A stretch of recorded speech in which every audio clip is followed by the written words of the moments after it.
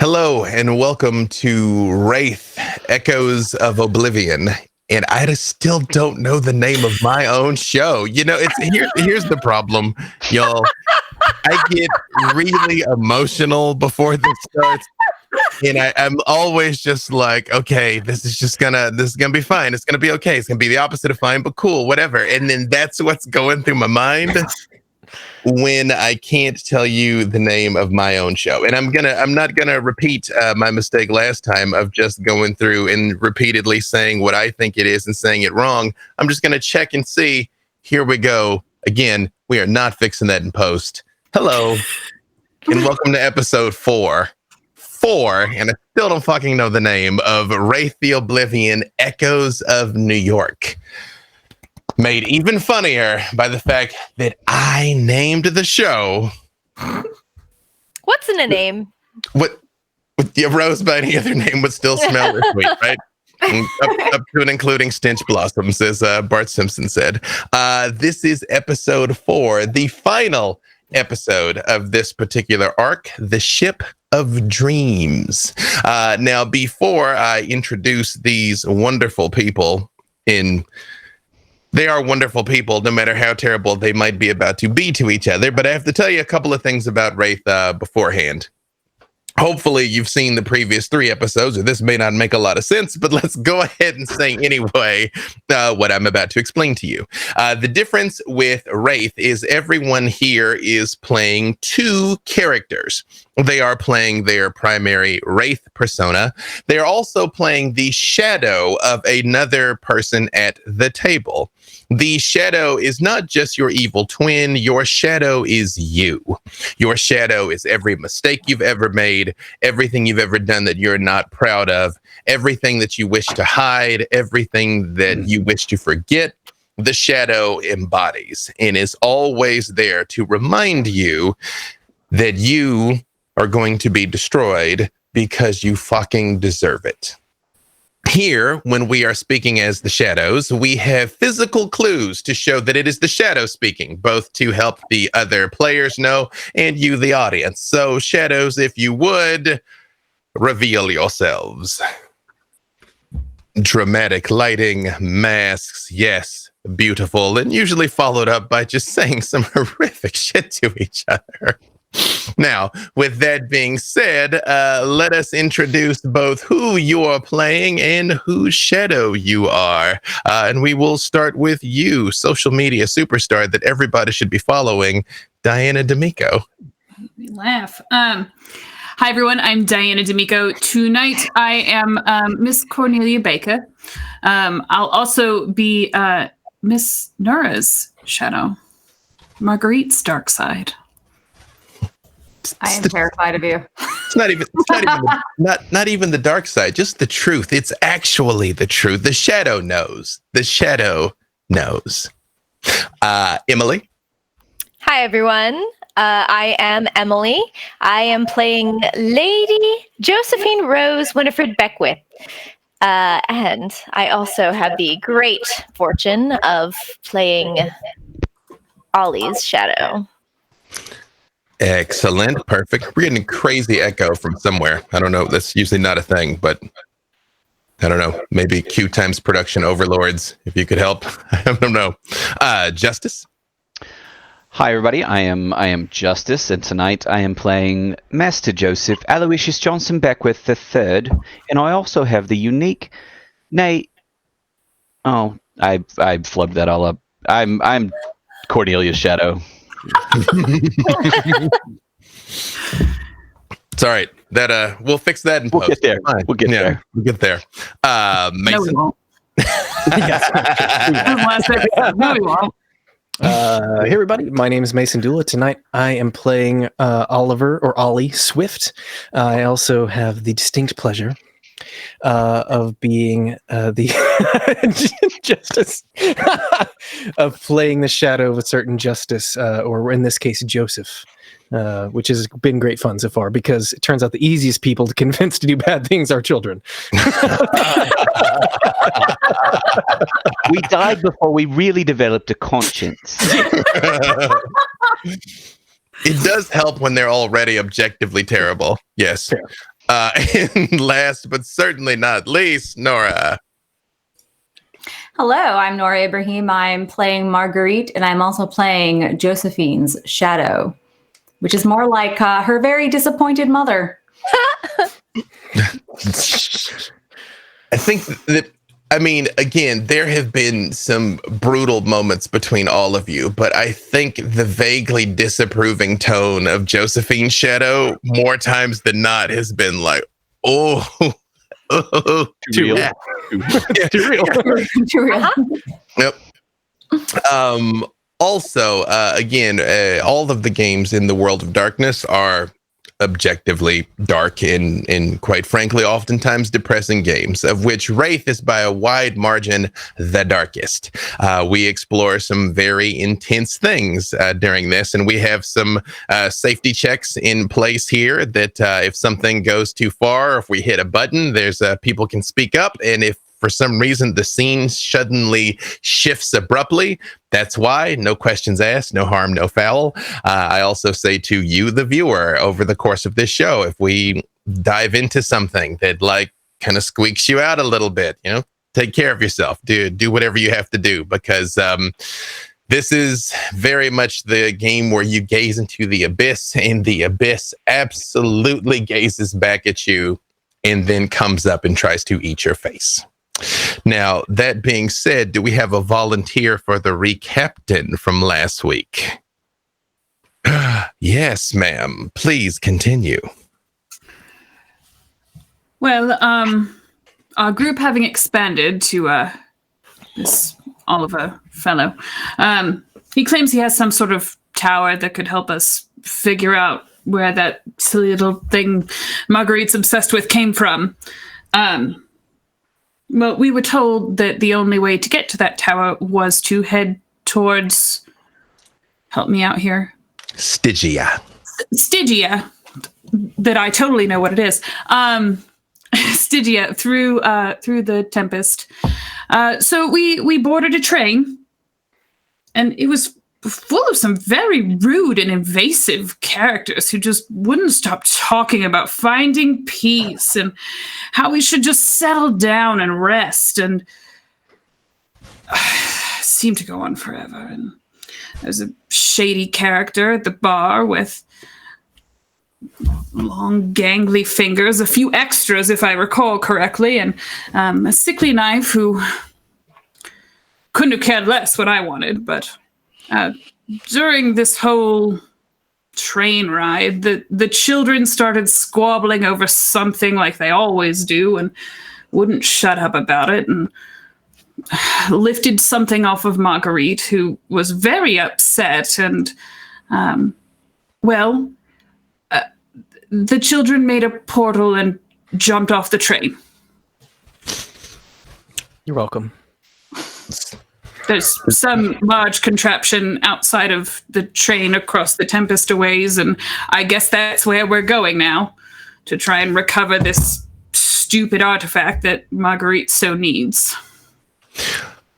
Does anyone else have anything else to add to the recaptaining before I add a couple of things to it? Ollie met the roach. Ollie did meet Cockroach. That is true. That is true. Shoulder cockroach buddy. The same. Like that is true. There is a cockroach runner. Yep. There is a passenger there. Anything there, Marguerite? Or were you agreeing? I would just like to say that these filthy ass children totally stole my very important item, which is not a trinket. You're just so loud about it. Yeah, well, it's their fucking fault. I'm pointing down. I'm assuming that's where y'all are seeing them on the screen. I'm telling you where I'm seeing them on the screen. Yeah. But very vital to me understanding why I'm here. But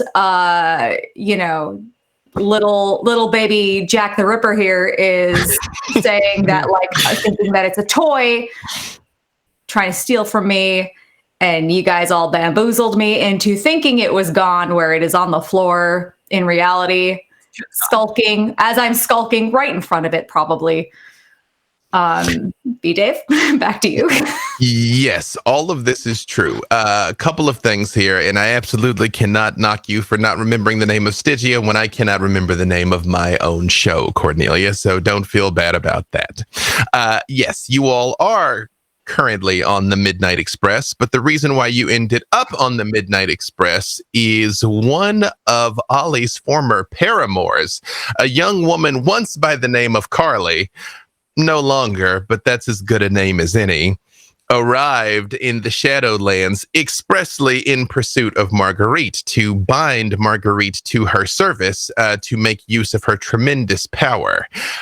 She never said exactly what it was she wanted Marguerite to do, but she did allude to a certain irresistibility that she possesses, that Carly found to be useful.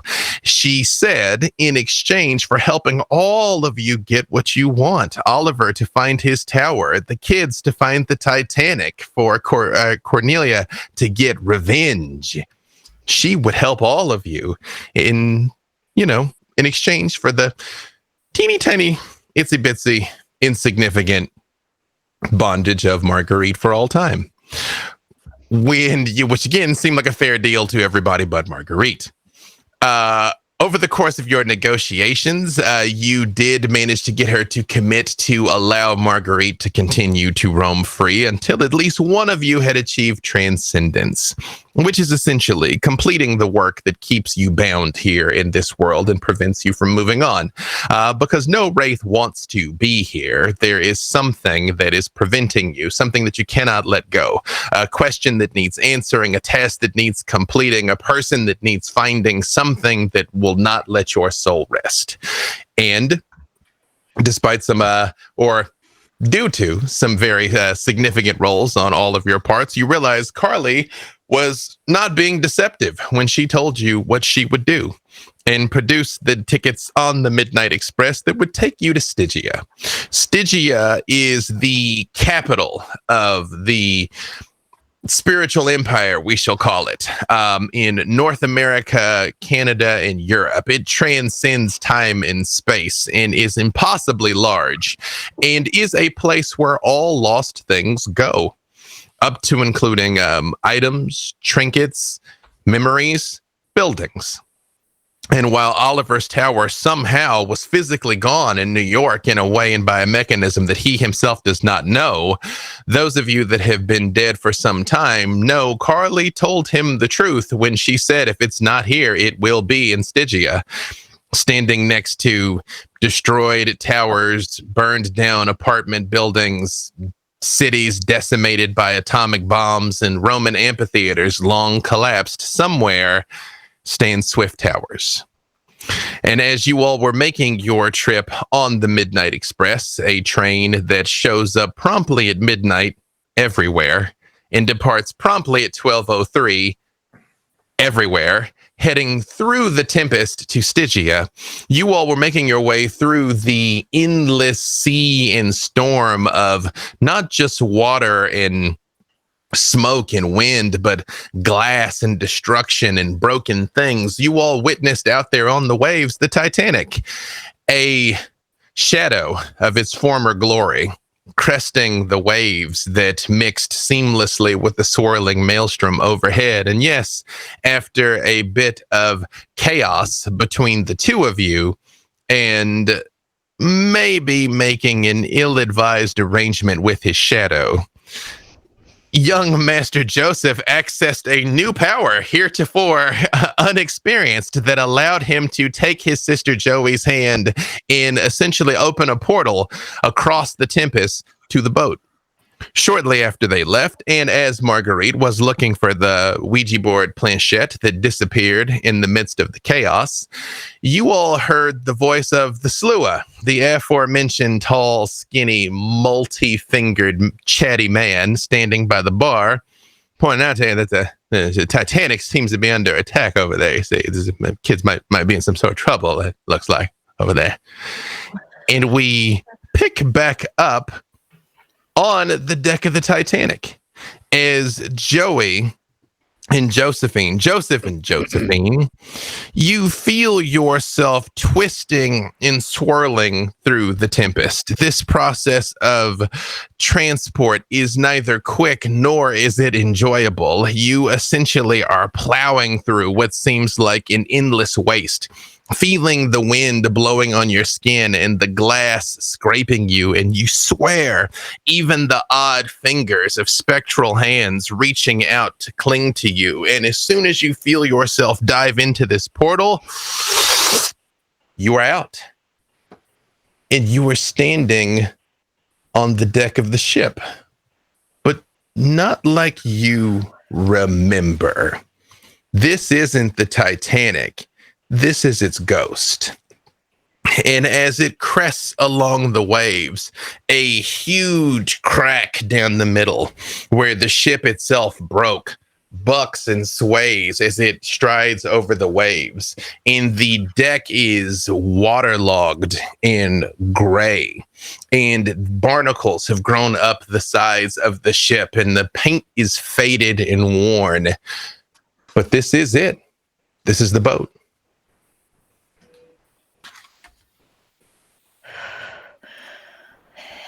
We did it. This isn't quite what I remember. No, but I can feel it under my feet. Isn't it amazing? It's here after all this time. Now, it does look like it needs some help. Are you cold? I feel very cold. No, I don't. Not particularly. Memories don't lie, Josephine. Soon everyone's going to find out what you've done. We should go back. Oh, I don't know that I can. I may have sort of made a deal to get us here. What do you mean? What is she afraid of? Why would she not want you to find the truth, Joseph? What truth? There's no truth. Is it talking to you? Stop. Just stop listening. Just listen. Focus on me, Joseph. Don't let it speak to you. He's already finding out. I'm getting cold. What is she so afraid of? I remember that night, Joey. It was so cold. The water hurt. It was so cold. Yes, Joey. Wasn't it? I don't think we're going to find our parents here. I think we need to get back. No, they have to be here. Where were they? Papa, he said he was going below decks. No, he said he was going to speak to the captain. No, I don't remember. Where was Mommy and Daddy? Joseph, maybe we should have a look around. Talk to some of the people and see what they saw. Surely they would remember a young child, strapping and handsome as yourself. That's a good idea. They couldn't have forgotten me. We were very important. Joseph, what did I say? What? Stop listening to it. It's harder to tune it out, Joey. He's making a lot of sense. It's inevitable, Josephine. He's going to find out. Joseph, it is harder to tune it out.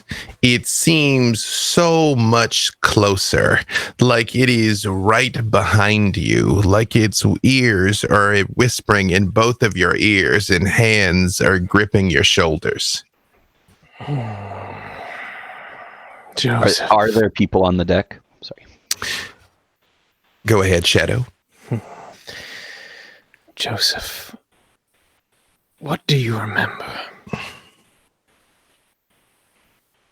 Well, I think Mommy put us in the lifeboat, and she said she charged those dirty third-class passengers with keeping an eye on us, and she went to find Daddy, and then they were dropping us in the water, and it was so cold, and I didn't have my jacket because I left it on the table. Mommy said not to take it off, but it was so hot in the dining room, I left it. I was there, Joseph. I remember all this. I don't know why you're going over it all again. Yes, What? you remember I know. everything. I said it out loud. I'm sorry. I was talking. What is. Joey, Who I'm were not- you speaking to, Joseph? I don't know. Don't pay attention to that wretch. Pay attention to me. She's not a I'm the wretch. one She's who my brought you here. sister. I'm the one who will get you out of here. She is in the way. Joseph, we need to get back now. I can't. Joseph and Josephine, give me your wits and awareness.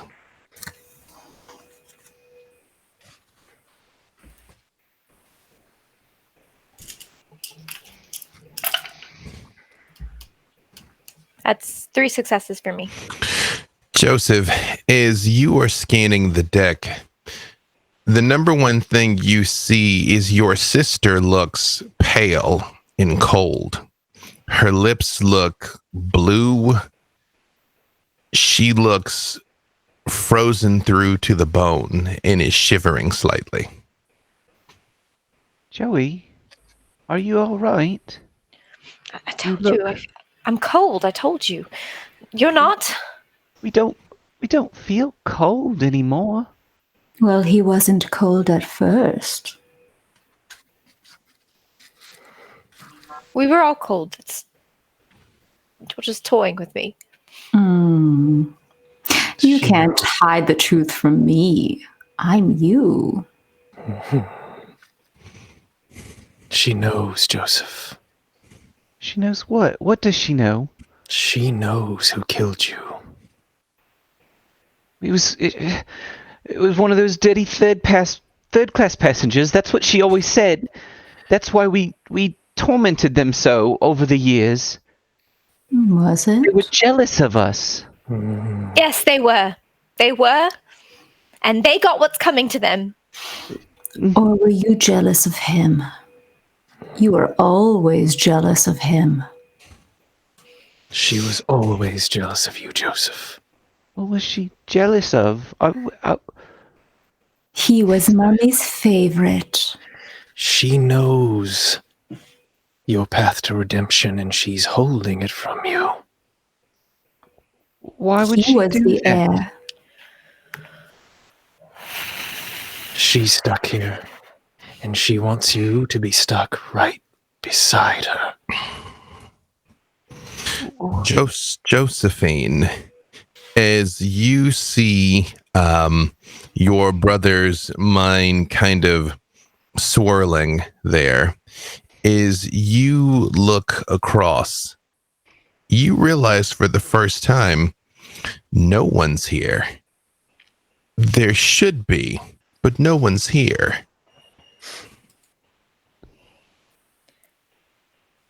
Look, Joseph. We're the only ones here. There's no chance our parents are here. We just need to get back. This is not the ship we died on. No, Something else entirely. we have to get Unless- below decks. They found redemption, and you didn't because you did something bad. Joseph, as you are looking at your sister, roll for me your willpower. Oh, I don't like that.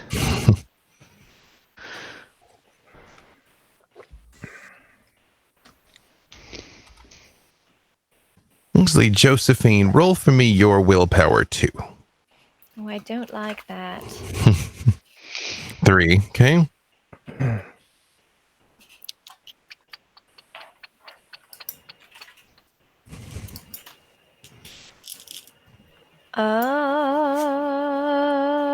Five successes. Josephine, you remember exactly what happened. Exactly what happened. It plays clear as day. You hear the voices, you see the boats dropping, you see yourself going into the water, you see your final moments. You see it all over again.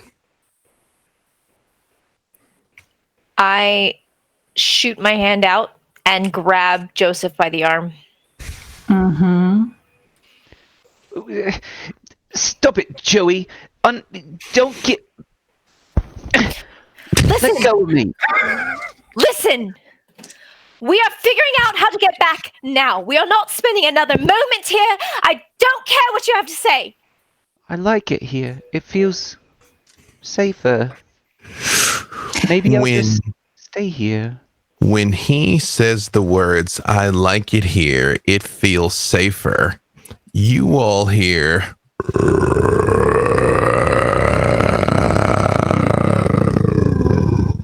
And the entire deck ripples with an odd squishing noise, like. You like it here. No, not anymore. Great. So you're on the same page. Let's get out. You see across the ship where the deck ripples and bulges in between the waterlogged seams of wood.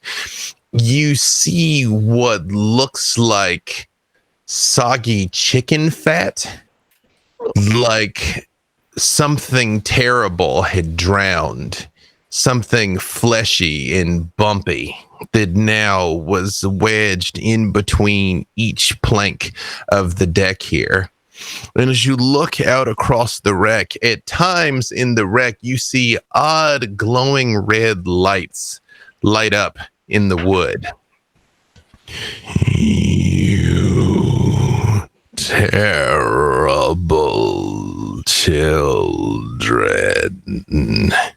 You are mine. I want to try to throw Joseph overboard. Meanwhile, back on the train. You all felt the Midnight Express bank very hard towards the Titanic once the call went out from the sloop pointing out the fact that the Titanic was under attack, and you all asked the conductor, this ferryman, who was all too happy to oblige. Now that you are standing there, especially as you're still scrambling for this planchette, looking all over the floor, Marguerite, is the first time you really witness exactly what Cornelia did. You all are still in this train car that was riddled with bullets and stained with blood all over the place. Whatever was once a nice, probably Old West type saloon car, somewhere along the way ran afoul of some brigands, robbery gone wrong, most likely. The bartender is definitely wearing an old-timey saloon garb with a jaw that hangs on narrowly by a tendon that just swings back and forth, perpetually cleaning the bar and pouring drinks. And as you look around, the car that goes far too long in both directions is just destroyed. Cornelia is standing here calmly in the middle of this literal eye of the storm where the car is intact around all of you, but there is devastation on all sides. Windows are shattered, furniture is destroyed. The passengers have been thrown around, many of whom lie damaged and broken and struggling to stand all over the ground. And she stands there in front of you, completely straight-faced. What are you doing? What do you mean? This. Why are you doing this? Well, that wasn't exactly intentional. Can you stop? Because this is not looking good right now. It is. It stopped. The swirling maelstrom that was going on around her, as soon as the twins were gone, right afterwards seemed to just sort of dissipate and slow down. I thought perhaps it would quiet the children. Apparently. Did something like that. Yeah. Yeah. Can you put the train more back together? Can you undo the bad? Is that a thing? I don't know how this world works. Ollie, you and I have just met, so I'll forgive your stupidity in this case, but I don't know if you've noticed my skills lie more in destruction than repair. Show him. That's how it's always been. Destruction. Rend his body. He stands in your way. Yes, but aren't they going to kick us out now if we're causing so much of a disturbance? The way that the conductor is drooling over you, we might very well own this train now. You might recall, yes, Marguerite, you literally brought this man to his knees before you, pleading for anything he could do to win your favor, up to and including altering the course of the Midnight Express, which is normally a very costly endeavor, but he has, of course, done for you with but a look. I was only trying to protect us. So was I, whether you see it that way or not. She has no interest in you. Don't listen to this dribble. I suppose that's fair. You know, this is what I do. Strike her down. I'm sorry that I couldn't have helped in a more direct manner, but... No. What do you think we should do about the children? Leave them. They are of no consequence. You hate them anyway. They deserve what they're getting. The Slua sort of like leans an arm on the bar. Again, he is very tall. He's about 6'7", maybe 7 foot, impossibly skinny, with sunken cheeks and pale skin. Under different circumstances, you might mistake him for kindred, in fact, based on the way he looks. But his eyes have the nictitating membranes that blink from left to right in his 7-fingered hand. And he picks up his lantern with its dull glow and kind of puts it on the bar there, which is slightly hypnotic to look at, but you find you can sort of peel your eyes away from it. But the longer it leads there, you all sort of like turn back to it again. And he says, as a simple traveler myself, but seems like you all make it through eternity by keeping an eye on one another, correct? If you intend to intervene on the behalf of your friends, I suggest you hurry. They seem to have stirred something unpleasant over on the ship over there, is what seems to have been happening. Well, for all we know, they'll have found their salvation by the time we get there. They went on and on about how the Titanic would give them answers, and... But they stole my answers from me. We'll find them. How is that fair? And If I care about her. if we get off right now, how do we get back? I mean, don't get me wrong, it's kind of a cool, for me, it'd be cool to see the Titanic, but I also really don't want to be stuck there. I think if Marguerite so much as bats her eyelashes out into the tempest, we'll find ourselves with another rite of passage. No, it's a very lovely apparition you are, ma'am. I don't mean to be too forward, but I have a question for you, ma'am. Here, you who unleashes a hurricane in polite company. Here, that's some anger issues you do. What's your story? You see, that's what I do. I'm a purveyor of information. You see, that's what I deal in facts and knowledge, and I would love to know by which you came to such rage. She'll sort of turn to Ollie, who is still fresh in this world. Ollie, when you were growing up, what were you told about Roanoke? Well, everybody disappeared. No. Well, yes, that is what I was taught. There's a lot of theories about what happened. You can be quiet now. Okay, I thought this was a conversation. So They don't want to hear your pitiful tale. He just asked. When I came here, he was asking out of pity. as part of that colony and that settlement, I, as a woman, as an unwed woman, was treated differently than most of the other settlers. I'd like to interject real quick with the Freudian slip. Are you going to make her say something she didn't want to do, or do something she didn't want to do? Say something that that she didn't intend to say. I would like her to just say, I was a harlot.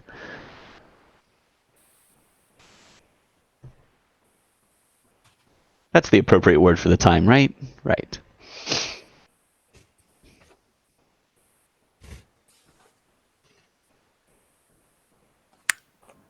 What do I roll? Willpower. Willpower. 2 successes will negate it. You realize you have to live with me when this series is over. You know that, right? There's a reason why we're only doing 4. It's for justice's sake, expressly. Suck it. 3 successes. You feel it come up. You hear it whispering, harlot, in your ear, but you are able to resist it. It wore on me over time. And I took what was mine. They owed me blood at that point. I slit every last throat in that colony, man, woman, and child. What on earth could they have done that you owed them that? Do you remember stories of the Salem witch trials, of the stonings and the burnings and the beatings? Yes. That was commonplace. That was my life. So do not sit there and presume to tell me that they did not deserve every ounce of bloodshed that colony got. I didn't presume anything. I asked you. My Yes. only regret. Oh, no, please. Your only regret. My only regret was not positioning my body higher up off the ground when I chose to take my own life. The forests were denser then, and the wildlife was plentiful. So no one ever found me or my note. No one knows what they did to me and what I did to them. That is why I am angry. Cornelia's shadow, yes. Yeah, I'd like to use Trick of the Light for 100 points, Alex. And my favorite one is whatever everybody else says, Cornelia just hears them saying, yeah, right.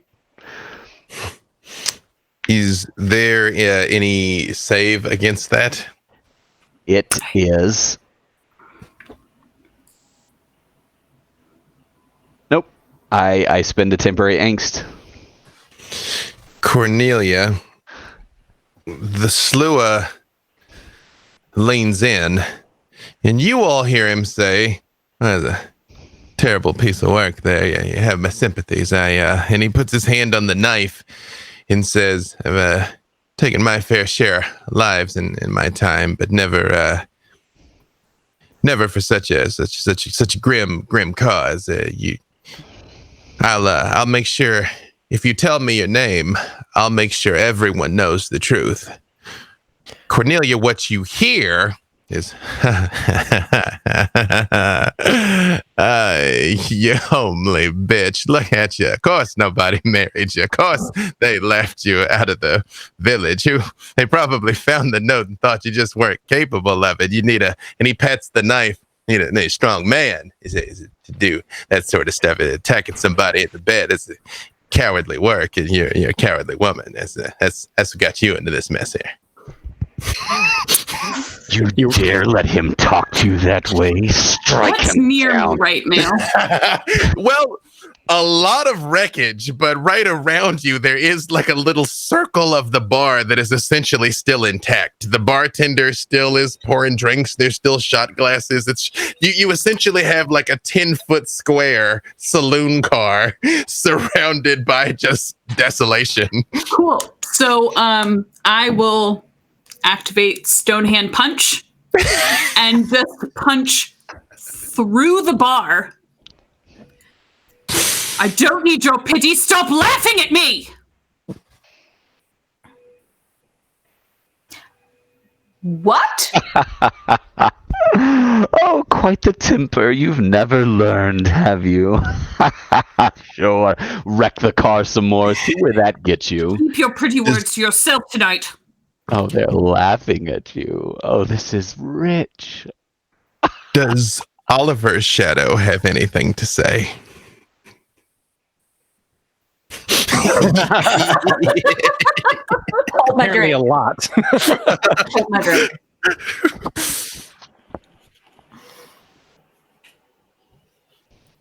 Psst, Ollie.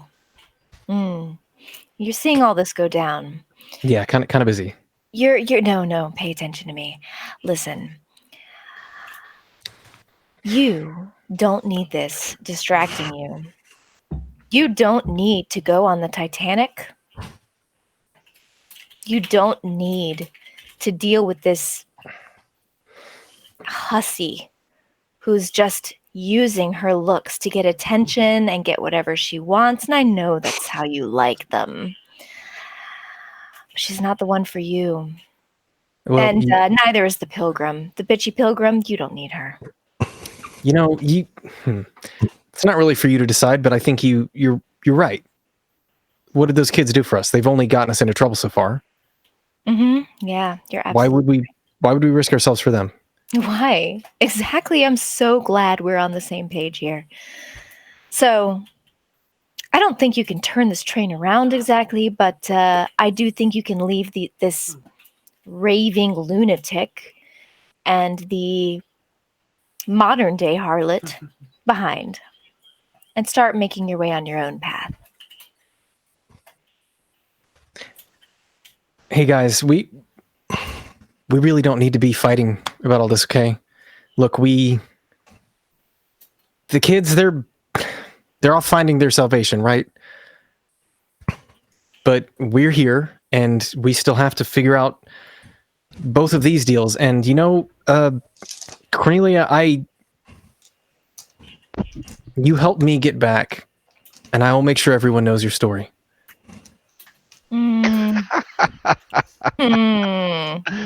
You think he has the power to do that? You've seen how people respond to me here. I have a lot of influence in the modern day. Till he steps off the sidewalk, Ron, and gets eaten by a specter. He won't last a week. Forget him. Focus on this other fellow. He's disrespected you twice now. With language that you would have snatched the tongue right out of his mouth a century ago. You're weak, Cordelia. Or whatever your name Is is. she looking at you funny, or is that me? Is it just I've me, been or is there here. like a weird pilgrimy fire in her eyes, like she's gonna murder you and then kill herself? Strike him down. Kill them all. I've been here a long time, Ollie, so forgive me if I'm not quite as optimistic about your returning to the Fleshlands. Yeah, You show know. him. Show him. If she's standing in your way, you could always just get rid of her. Look, I understand your trepidation, but we have more that we can accomplish together than apart. We've all got a little voice telling us to do other stuff, but Ollie's We can do right. more. Voice telling him right now. He's using you. That's all anybody wants of you. They just want to use you and toss you aside. She's already dead, man. Just A double-ended corn for her. husk. In Marguerite's shadow. Did you see that? See what? She punched straight through the bar. That was impressive. Yeah, I don't really know what. There's something I feel like it's not right. Something's off. I don't. Well, yeah, she's far stronger than you could ever hope to be. Well, I like to think that we all have our different strengths. That's right. You pouch your lips and get the things you want. For Ollie, who's more than happy to completely ignore you and go after his own thing. Just like in life, just like in death. Marguerite the doormat is here again. You're so predictable. Cordelia can cause an entire storm and nobody fucking pays attention to her. So what sort of good does that do? I could actually do something that's useful to me. Like put out. I haven't put out at all, actually. If I can have somebody help me with a smile, then that's a lot better than putting out for anything. I suppose you are getting everyone over to the Titanic, but you don't really expect to be able to find those children and get your stupid little toy back, do you? It's not a stupid little toy, and you know it. Besides, I don't think you'll ever find out why you're here. You won't even admit how awful you are. You were so boring that the afterlife threw you back and gave you another chance to try and do something interesting. Lol. you wouldn't be saying that if you knew what happened to me. I don't even care what happened to you, dear. That's Then shut the fuck up! Oh, I do love it when you get angry. Furrows that perfect brow of yours. You won't get the best of me, and I will find what I'm looking for. Of course you will. Meanwhile, oh yes. How long does this thing last of me not knowing the planchette is literally right in front of me? Oh, bold of you to assume the planchette's literally in front of you. I mean, I know it's not. I know it's not elsewhere. Retconning. Nora knows this. Marguerite knows doesn't know shit. But like, how long does this? Again, does she? The planchette's not there. Still okay. Well, that was no shit. Easily the meanest RP I've ever done in my life. Well, meanwhile, back on the deck of the Titanic, first we don't worry, I'll take it out on Josephine. It's okay. Good, you do that. Pay it forward. Yes. We do need to resolve the fact that I believe a certain shadow, when touched, well, actually, first, let's roll to see if she successfully touches him. Let's even see if that happens. So first, Dex and Athletics from both of you to see if you're even able to throw him into the water. Okay. I'm going to give her some bad luck on this. Oh, give me good luck, Shadow. God. Yeah, No. but my luck for I almost want to use bad luck too, and then it's another bad luck off. Well, there's only one here. Let's see. Well, that was a success. Which do you only roll one die for this? Mm-hmm. Then now you have to re-roll. Okay. I dropped it. I'm gonna try another one. Floor dice don't exist. That was a success as well. So, ties normally go to the active person, but as you go forward and grab your brother and start hastily pushing him to the side of the ship, Joseph, somewhere deep inside of your mind, this seems very familiar. Her pushing you, you not wanting to go, and her pushing you, and her looking, her lips so blue and her skin so cold. What are you? What? Unhand me, Joey. What are you doing? No, you won't be leaving so easily. I'm trying to save you, Joseph. I'm trying to get you off this bloody ship. Get off me! Get off me! As you all are tumbling towards the rail, as she is getting the best of you, even though he's digging his feet in and these waterlogged planks squish and give underneath you, Josephine, you step forward and, as luck would have it, break through one of them with your boot, and you feel a hand grab your ankle. Can I see? Do I see the hand? Does it look familiar? As you look down, there is a hand that looks like it is made out of rotted seaweed and cast off fishing nets in pollution and detritus. There's the lids of aluminum cans, the sparkling dots of bath beads all through it as it reaches out and wraps around you. I'm gonna try to hurl myself forward and like shove Joseph back onto the deck so I can make my way back to the deck. Did either Shadow want to say something real quick here? You are never going to leave. Not here, not this plane of existence. Never. You know what you've done, and you deserve no mercy, no pity, no love. Your mother never loved you, your father never loved you, and no one in this existence, even your own brother, will never love you. He's going to reach salvation, and you will be here cold and lonely forever. You must be getting close, Joseph. Why is she so afraid? Dig deeper. I've never had any love, and I don't need it now. Why so sad? Why is this so familiar? Shadow, what's going on?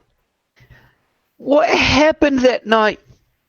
Yes, what happened that night? Why don't you ask her? Joey, what are you doing? Why are you trying to throw me overboard? Yes. Tell him. Come on. You might as well own up to it, since you're never going to leave here.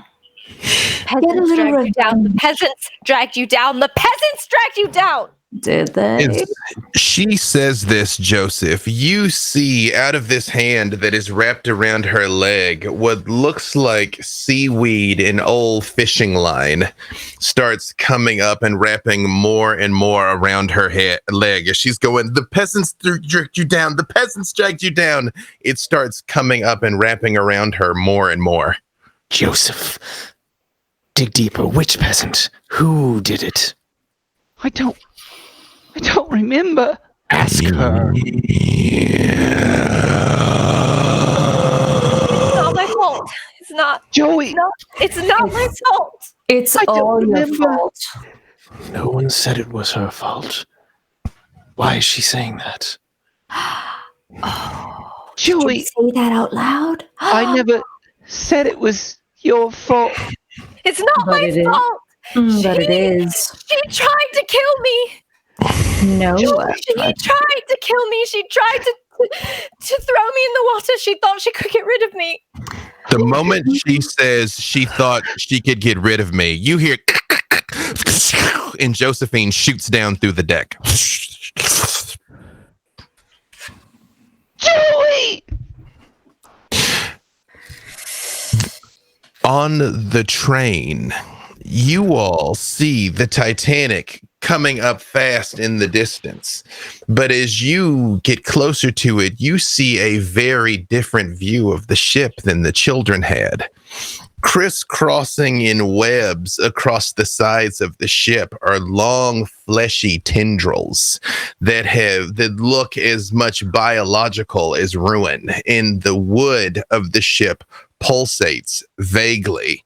And up on the top, on the final remaining chimney, you all see out of it what begins to bubble up and spout. Looks like wet, soggy, waterlogged fat in lint in gristle begins to bubble up out of the chimney and roll over the side of it. And you see a vague face open up its eyes as the train gets closer that just says, "Whoever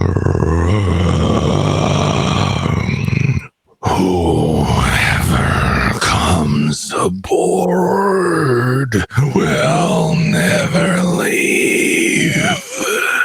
And the wind moans and wails, and even louder with this voice. As you see, people on the train very much are like backpedaling and trying to get away from it. The three of you see Joseph on the deck with his hands on his head, screaming out, "Joey!"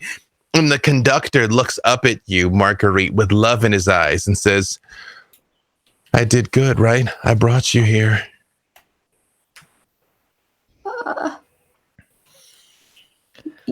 Yes? Do you see what you did? What do you mean? Well, now not only have you doomed yourself, but also everyone else here, including this poor sap who won't even see it coming. What'd you do, uncross your legs? This is impressive work, but it's so tedious. I did nothing. Find a new trick. I can keep the train here for you if you need to go aboard. It's a sight to behold. I can do whatever you need, Marguerite. Jealous? Fuck you.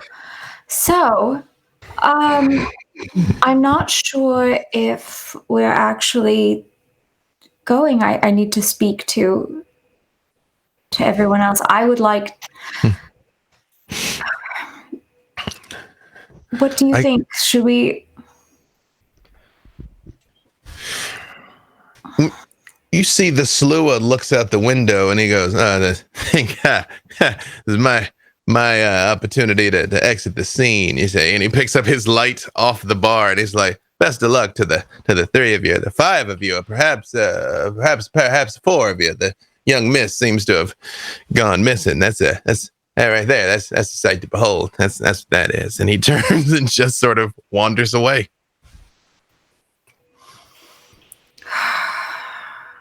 I have to try and get that back. Ollie, will you come with me? I have to try to get that back. Ollie, will you come with me? Do you hear how she talks? The dribble coming out of her mouth.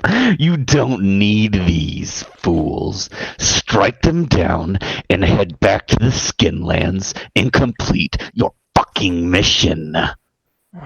Marguerite,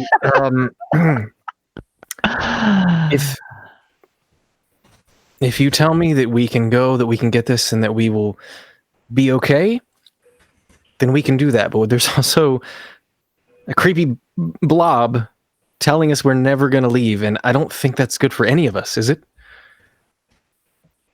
My God, the power she has over men. Are you not jealous?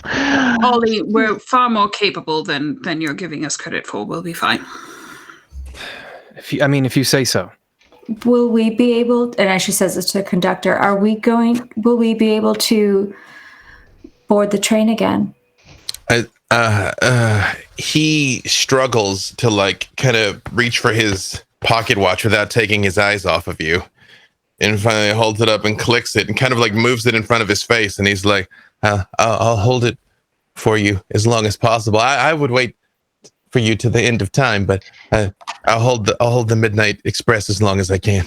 I'll hold it for you, Marguerite. Everyone just bows down for Marguerite. Aren't you sick of this yet? Thank you. And I'll take one of my earrings off and I'll put it in his hand.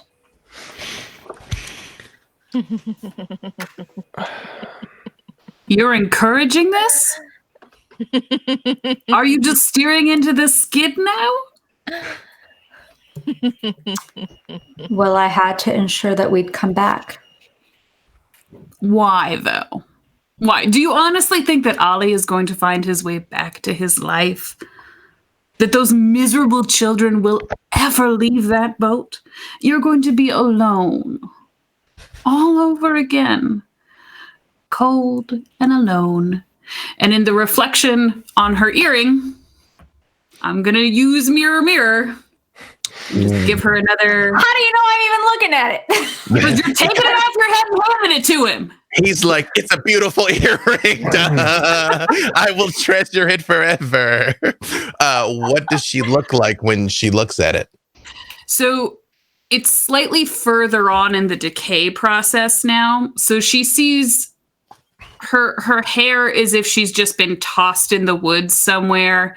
There are bugs skittering through it and leaves and dirt. Her skin, what's left of it, is dirty, cracked, and sort of peeling back to reveal pieces of bone. One of her eyes has been punctured and it's sort of sunken into her skull. A look of abject terror, though, just frozen on her face. And Ollie's shadow was going to say something. Just to have an undercurrent of alone, alone. You are alone while all this is happening. The conductor looks up and he just says, he just like waves his hand without taking his eyes off of you again. And the doors of the train slide open like they did on the platform. But instead, you are in front of one of the doors of the Titanic. It was once waterproof and sealed for sailing, but it is long since punched in from time and pressure and rust. But you can see into the cavernous bowels of the ship, and there is an ominous red glow from somewhere inside. Do you all enter the ship of dreams? Don't go in there. Are you stupid as well as forgettable? Shut up. We'll If never I come do out this, of then there. Ollie will talk about me. If I do this, then people will hear my story, and it will all have been worth it. Are we watching the same tableau play out here in front of us? Ollie's not going to remember you when he leaves here. He has eyes for one person on this train, and I'll give you a hint. It's not you. One important point of clarification, because again, we have a lot of things going on. We never actually rolled for Master Joseph's shadow against Josephine for when she did successfully touch him. So if you would, Josephine, please give me your willpower real quick. Roll it. Because it might be about to be relevant. One success. All right. Oh wait, do I need? Was it me supposed to roll? Or is The it shadow. What did Joseph's shadow is rolling against Josephine? Only one, so nothing happens. All right, it's a push. Josephine, deep inside this ship, you hear a creaking, grinding moan as the boat strains against the tempest. But it is humid and damp, and there is a wet, squishy moisture all around you. And you hear, Mistress Josephine, Is that you? Hello? Oh,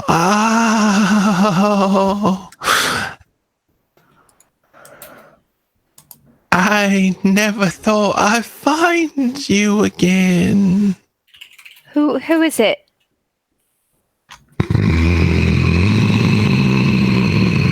Someone that's been waiting for you.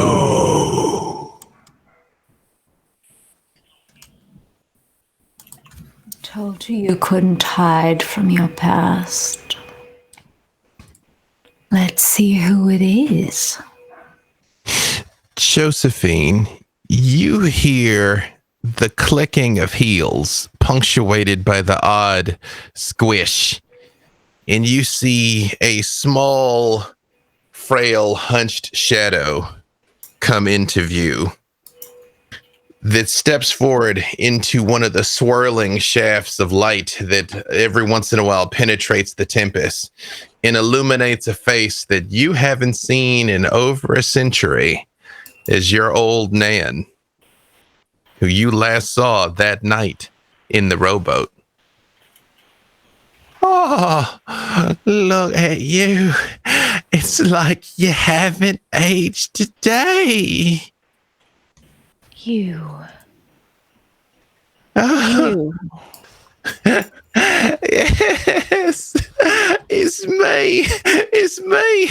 You know, I thought I was finally gonna be free from you. You horrible little bitch. And I couldn't even escape you in death. But maybe now. She knows. You tried to kill me. Oh, and I failed. No, you succeeded. I didn't just want you to die, Mistress Josephine. I wanted you to suffer. I wanted you to suffer like you made me suffer. And now I've been on this ship for over a century waiting for me revenge, and it's been delivered to me. You deserve to suffer. You deserve to suffer. You deserve to suffer. You were insufferable. You're a greedy bitch, and you tried to kill me. And I know it's because slip. Freudian slip. Roll your willpower, Josephine. Let's see if you can keep this to yourself. What is she rolling? I think it's willpower for Freudian slip, right? She needs to beat 2, right? Josephine. Okay. Oh, yes, Shadow. Is she rolling against something I roll, or is She just needs 2. Yeah, you just spend a point. She needs to beat 2. Josephine, you feel a certain terrible truth well up in your mind, but it chokes. You catch it in your mouth before you say it. Josephine Shadow, you hear something.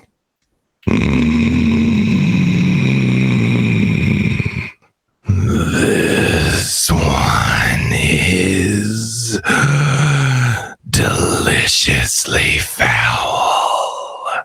Her heart is filled with greed and cruelty. there's not a good bone in her body? She's horrible.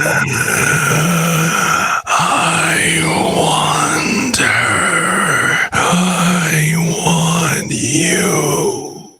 How can I help? Meanwhile, on the deck of the ship, Master Joseph, you see the train has pulled alongside the Titanic. Right up next to it, you also see a hole that your sister has disappeared down into, and all over the ship, you see pairs of eyes that weren't there mere moments before starting to open up. Red eyes, yellow eyes, green eyes, glowing in the darkness. And can I see Josephine through the hole? Is she... It is inky darkness. As you hear the odd echo of laughter somewhere off in the distance, but it is like the ship itself is breathing and wheezing.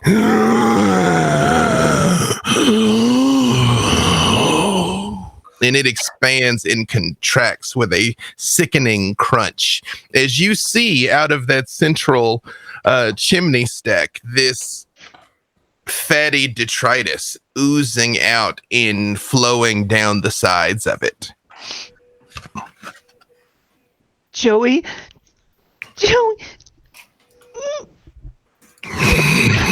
Are you afraid? Where's my sister? Joey! Would you like to save her? Would you like power?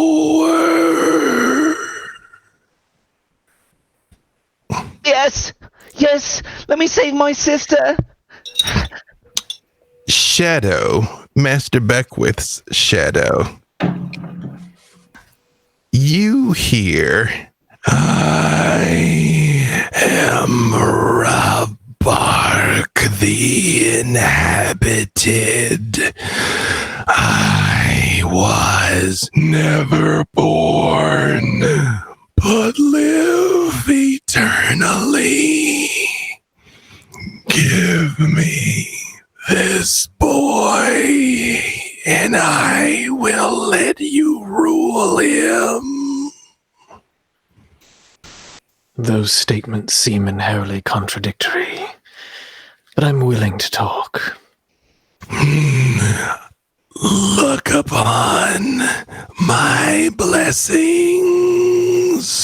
And out of the darkness, you see what looks originally like paneling that is waterlogged and soggy begin to rupture, and grease and ooze pour out of it.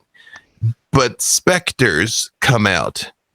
Some of them vaguely dressed like third-class steerage, with vests and bow ties, and the only pair of shoes they owned shined for one last trip. And others look like they are tuxedoed gentlemen, bellhops, the captain of the ship himself, all come out looking soaked and worn and decayed, but their eyes all glow with power. You can rule this boy. You can live in me. Storyteller. Yes. Does the shadow particularly care in where they inhabit? Like, do they still have, after taking over said body, is there going to be a, like... The shadow wishes for Joseph's eradication. You do not want him to be happy. You want him to be destroyed. So this sounds pretty good then. It's a decent deal. Yeah, I mean, you're like, maybe yeah, right. It's sailing eternally on the seas in the Titanic that is possessed by some gargantuan monstrosity. Might not have been what you woke up looking for, but the first half of that statement, very much yes. The second half is just a bonus at this point. I was just making sure before I agreed. Nope. Well, you have my attention. What would you have me do? Putty in my hands. Lie to him, mislead him, direct him to his destruction. Give him hope. You are preaching to the choir. Meanwhile, back on the train, you all see this dark entry before you. You vaguely hear laughing and arguing somewhere inside, and Joseph screaming for his sister up on the deck, even though this maelstrom swirls around you all.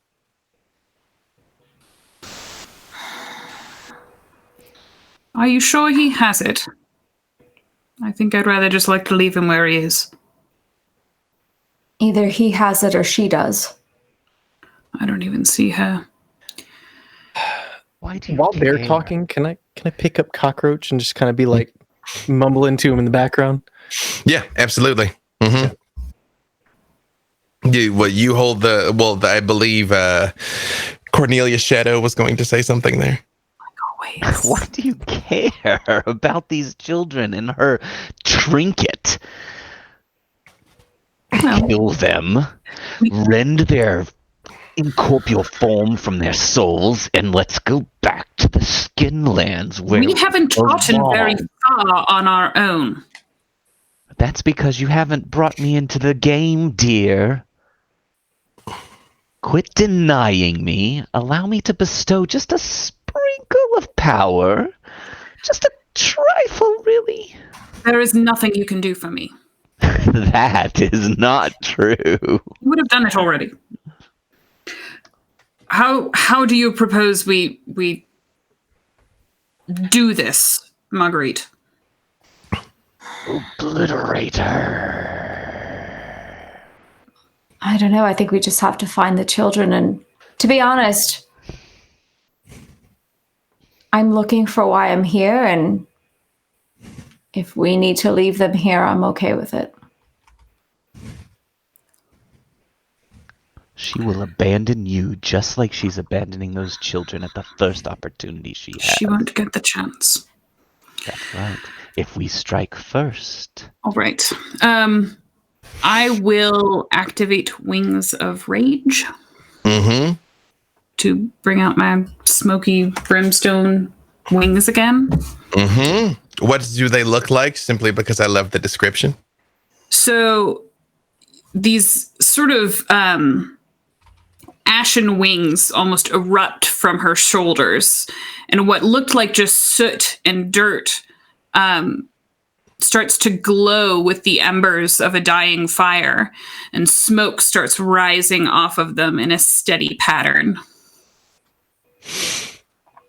When these wings, that are objectively metal, by the way, come out of her back, Oliver, you hold the cockroach in the palm of your hand, and it's looking at you with this little antenna, and then it turns and looks at her, and like both antenna point right towards it, and look at you, and look at her, and look at you, and look at her, and then look back at you. Yeah, I know. She does crazy shit. I don't know how to explain it. I don't know what you can do. Is there anything that we're missing here before I end up on a ship for all eternity? Because I can't stress enough that I'm really smart and very powerful in the other world, and I feel like now that I know that this whole world exists, I could be really useful to you.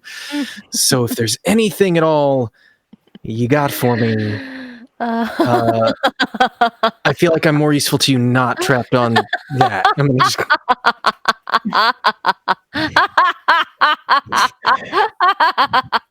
You can't hear what's going on in my head, right? That's, you can't hear Do you know how low Okay. you have gotten? You're negotiating with a cockroach. You fucking idiot. You're real so bitch. fucking alone. It's- Oh God, it hurts, doesn't it? Ugh. Well, I'm friends with you. I mean, look what fun we've had together so far. I'm not your friend.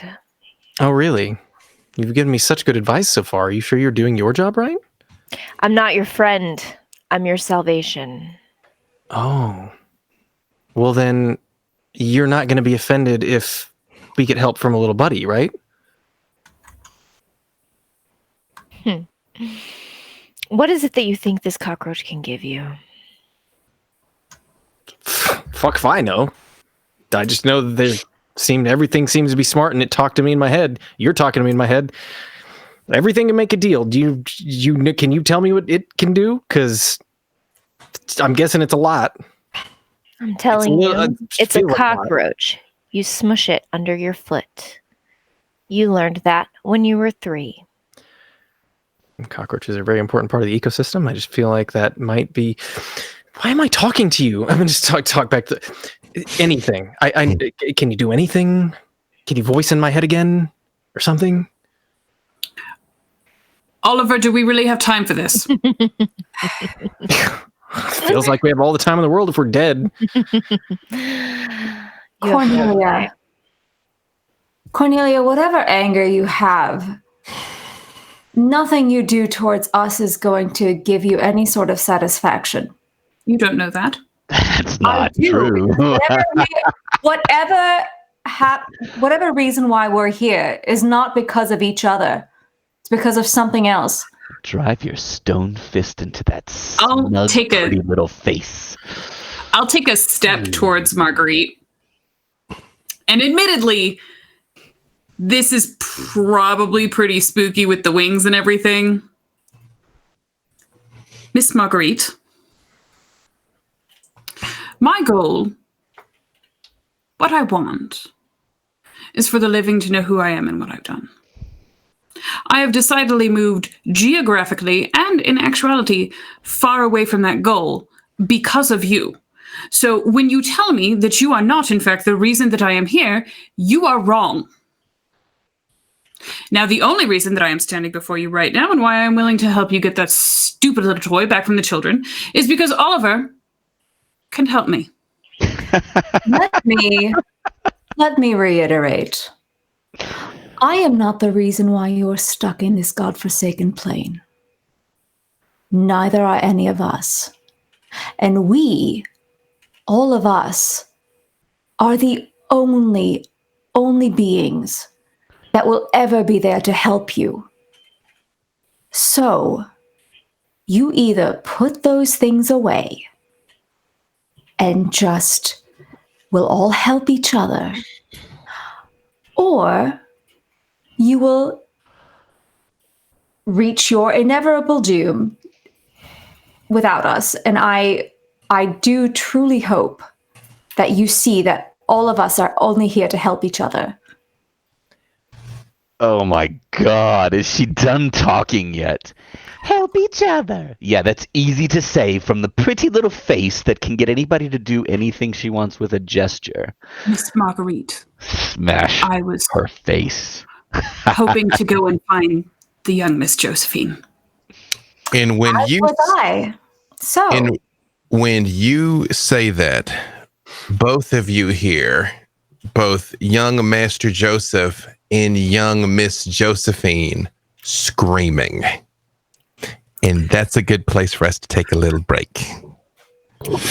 So we will do a quick 10. I know most of these weeks we haven't even taken a break. It's so fucking intense. I didn't even notice till it's too late. So we're going to do a quick 10.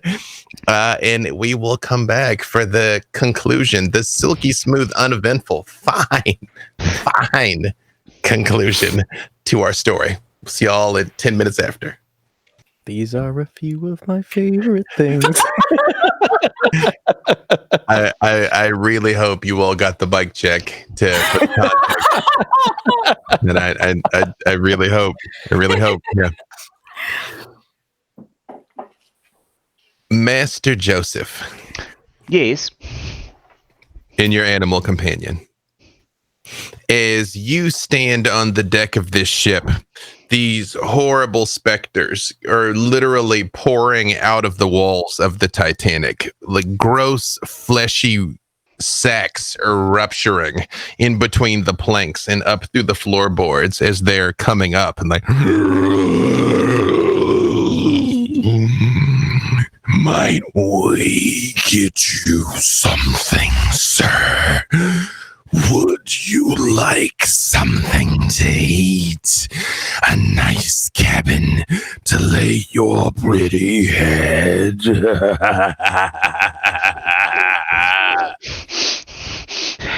I'm not afraid. I'm not afraid. I'm not afraid. Daddy always said I had to be a brave young man. Yes, you are.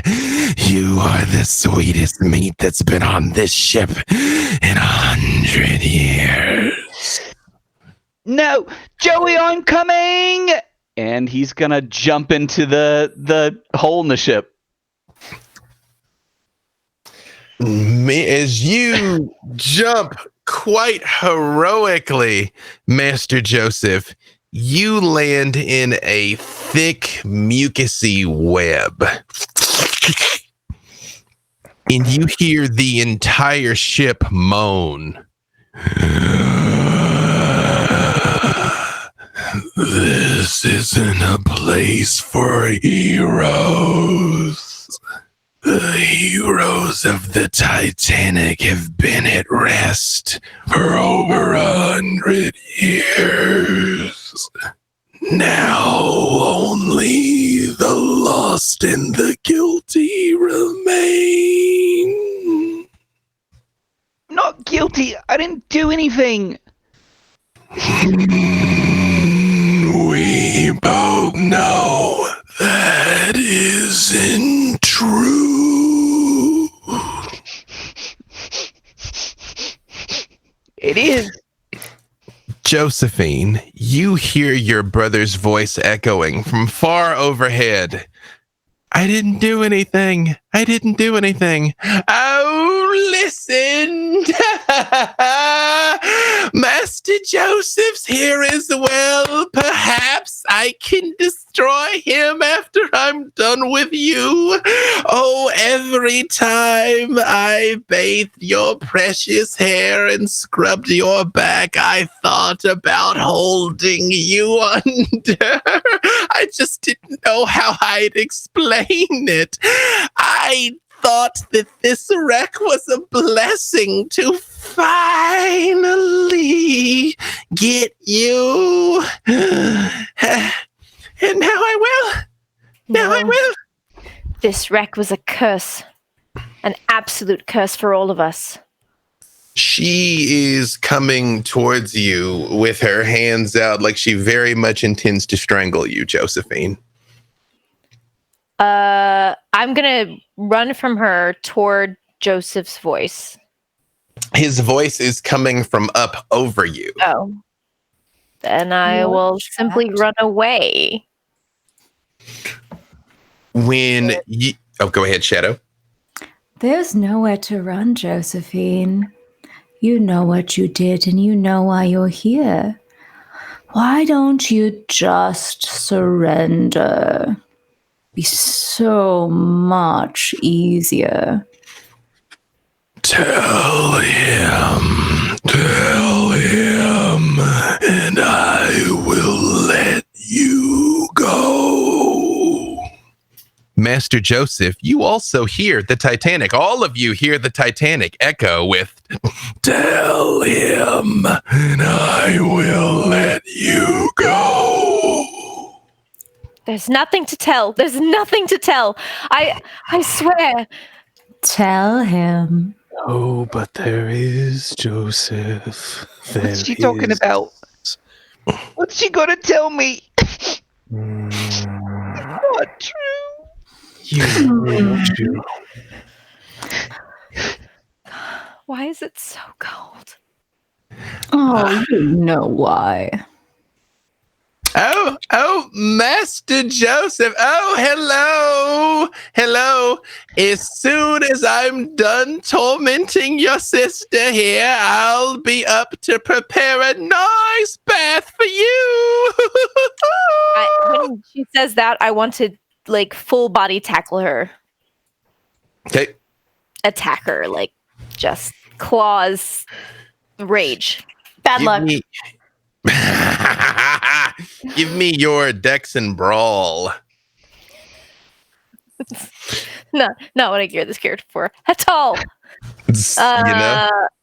Joseph, as you are hanging in this mucusy net, it is like the shadows part enough for you to see Josephine running towards your old nanny in tackling her.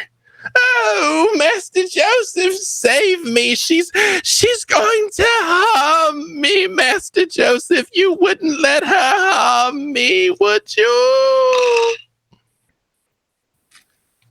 Joseph. She has the answers. Who? I tried to save you, Master Joseph. She wouldn't. And that is when you tackle her to the ground and you hear her head hit the deck of the Titanic with a pleasing ring and a sick thud.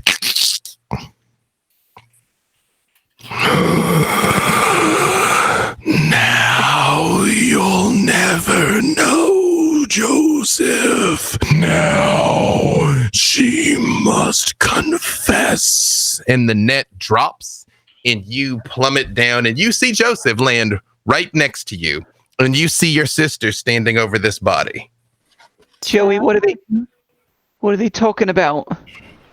Tell him. So Tell him. Josephine is like hands and knees on top of this body. Her hands just like viscerally like in this body, this form. Her lips and nose blue, her eyelashes white, covered with frost. The mist coming out of her mouth as she turns around and her eyes gleam like a ice shard blue at Joseph as she looks at him. And she says, "She wasn't trying to save you, Joseph. No one tried to save you. No one tried to save you, Josephine. That was the problem. Master Joseph was everyone's favorite. You wouldn't want him to have a life so happy without you. She wanted to kill me. She was looking for an excuse to take me out, and You deserve it. You rotten, rotten child. she threw one me would over. ever love She threw you. me over into the ice. She held me down. And then what? And then I knew if I died, Joseph, you would be everything. You would get everything. Mm-hmm. And I couldn't stand it. I grabbed you and I pulled you in. Mm-hmm. She didn't try to save you. I know. Joey, I love you. You are my sister. You despicable, wicked child. The worst part is I thought I was taking you out so that you would get what I wanted. And I didn't know that I'd be stuck with you forever. Mm-hmm. Joey, you don't mean that. You deserve to be here, Josephine. Joseph. I hate you, Joseph. I hate you. No, you don't mean that. How could this be true? Feel his anger. Doesn't it feel good, Josephine? Shadow. Finally getting what he deserves. Admit it. Shadow. Everything you've done for her. Power. Give me power. Tell him you hate him. Tell him you hate him. I hate you so much. I've hated you Yes. every day Yes. for the last eternity. Yes. Cornelia. Hang on, I know. Pack the doom. Cornelia, you traveling the fastest with your wings through the bowels of the Titanic as Oliver and Marguerite carefully follow along behind you. You hear their voices echoing up ahead. I hate you. I hate you. As the whole ship rocks and groans almost like it's laughing.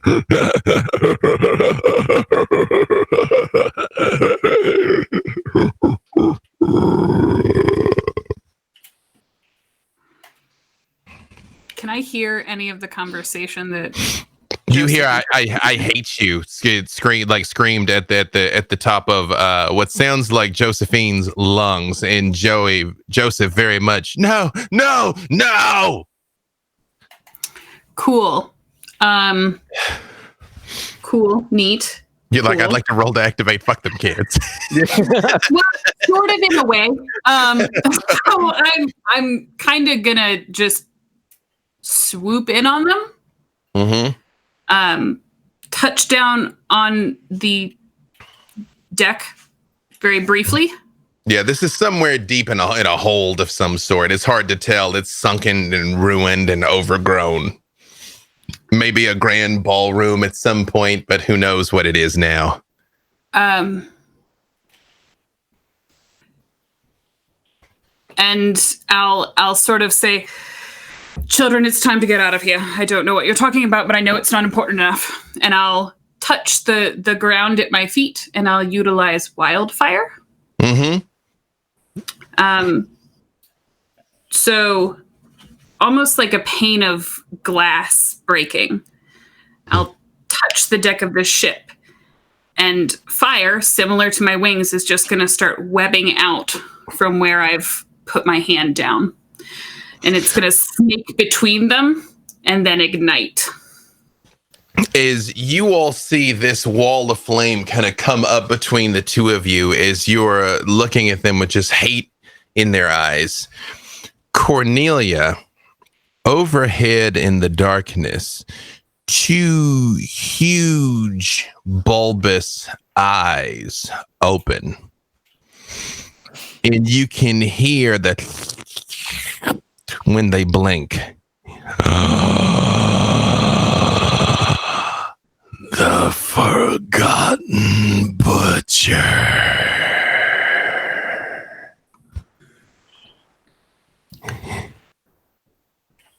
I know these children are yours, but I need them for a time longer.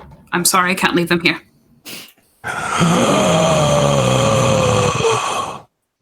What makes you think you have a choice? And yes, your dark pact goes off, Master. Joseph, what power is the shadow activating with the dark pact? I mean, he said he wants the power to destroy him. So whatever the bigger, badder version of what Cornelia has been using so far, whatever the 5th level of that is. What is the name of the power that you've been using to such great effect up until now, Cornelia? That's Obliviate, and it is the 5th level. Then that. Perfect. Hold on a second. Let's get some obliviation going. Hold on one second. It is. Oh, all right. So roll your strength plus outrage. Is that outrage from the... Who's got outrage? Hang on, sorry. Oh, outrage is the power. Outrage is the power. So roll 5 dice. Strength plus 5 dice. Let me just double check and make sure it is Joseph and not the shadow that is Joseph Shadow. You tell me when you're using the Dark Exchange. Is it your dice pool or Master Joseph's? That's a good question. Again, I apologize, audience. I do not have the encyclopedic knowledge of Wraith that I've got of some of the other things, and the powers are all very unique and different. Let's see. I'm fairly certain you just give it the power and then you soak up the angst. Yeah, that's exactly what it is. Perfect. I just wanted to double check just so that I don't speak out of turn. As long as we agree, he gets that power for, let me see how long. Also, the shadow gain the actual power is on 202 of the PDF, by the way, and the shadow also gains 3 temporary angst. So this is a significant power up for the shadow here. Yeah, I'm just gonna go ahead and say it's his dice pool. You give it to him because you get the angst as his dice pool. So, Master Joseph, I realize you're pulling double duty right now as the shadow, but Master Joseph, you feel a dark power well up inside of you. The fire is burning between you, but your sister is staring at you, just completely unflinching, ice blue, frozen through.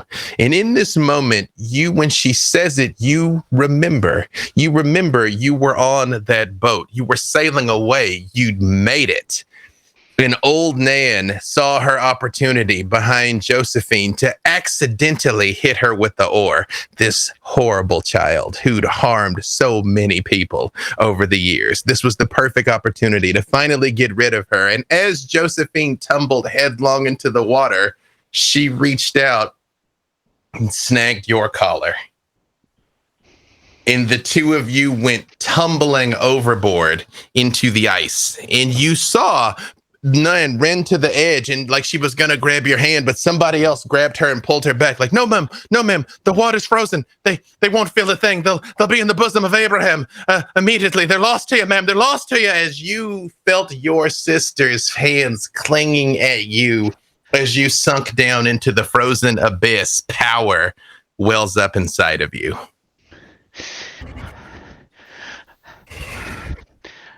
I loved you, Josephine. You were my sister, and you lied to me. And he's going to step through the flames, regardless of whatever that effect has on him, with tears streaming down his face. Yes, Cornelia, you'll have to tell me how bad the fire burns him, because it does burn him. Josephine, as you see him walking through the fire in tears, and you see the flames starting to leap to life in his hands, as you've seen Cornelia do before, does Josephine do anything?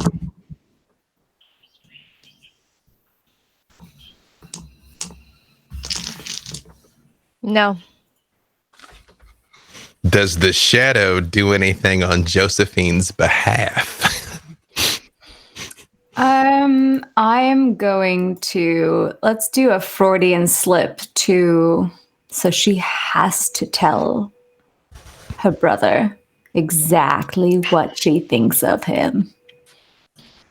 Let me just say, since this hasn't come up before now, there is a mechanic for the shadow to hostilely take over the Wraith.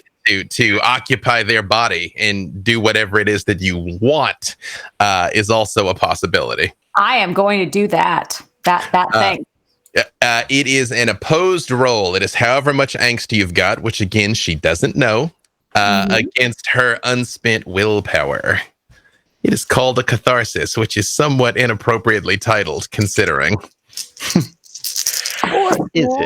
Four successes. Oh, it so happens that I have Wildfire here on the screen. Cornelia, Yes. You are going to roll your stamina plus outrage. Mm-hmm. And for every success you get, your shadow is going to gain 1 temporary angst. So your shadow is going to go up in power here. How many successes did you get?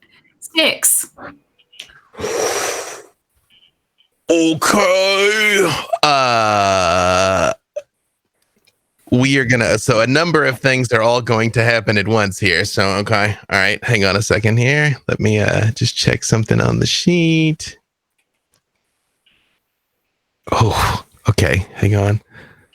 A number of things are all going to happen at once.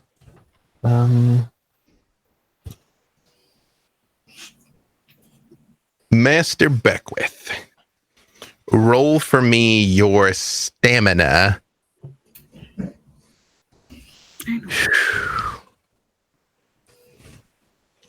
Just straight stamina? Mm-hmm. Okay. Unless you have some other ability that will allow you to soak damage. No. Let me just something here. Make sure I'm telling you the right thing. 202 is where Obliviate is, by the way. So for stamina, I roll 1 dice and I got a success. For the obliterate roll, I rolled 6 successes.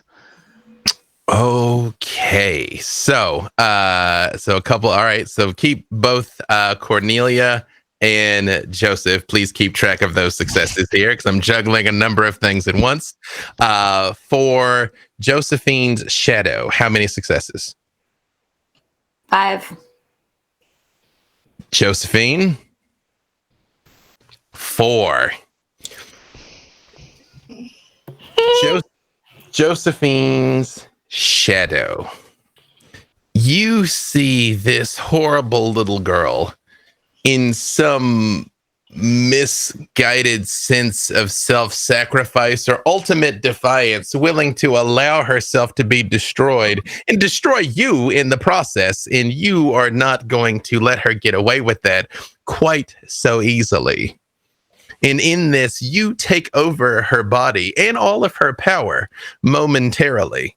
As pending how this goes, I will tell you what's about to happen. All right. However, you have rolled enough that you do take over for her.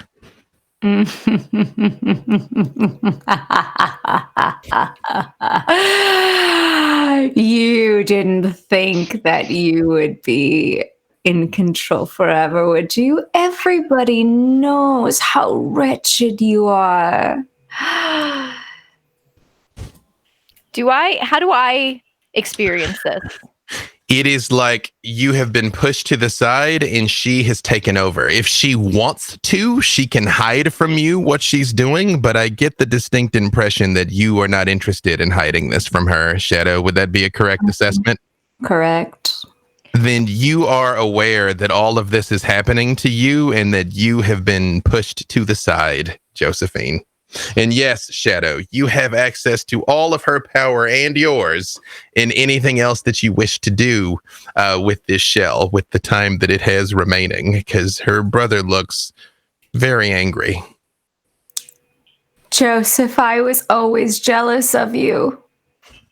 You were always Mommy's favorite.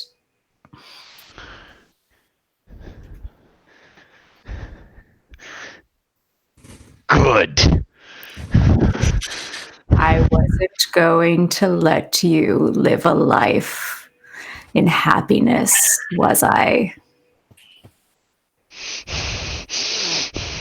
Now you get to spend forever with me. Joseph, do you launch your attack? Oh yeah, burning corporeal flesh and all.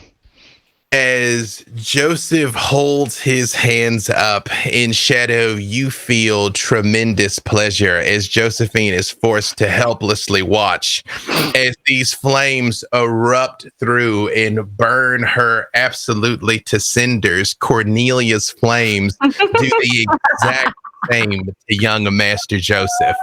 And the two flame out of existence.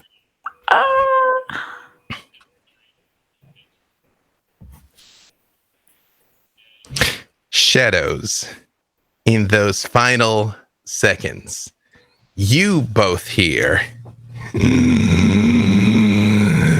I am a benevolent God. You will remain.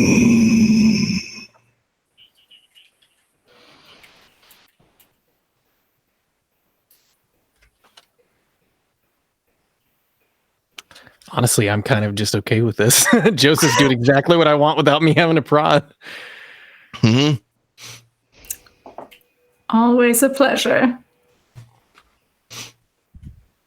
And young Master and Mistress Beckwith have been destroyed. Hanging from the ceiling of this place, a horrific face begins to form.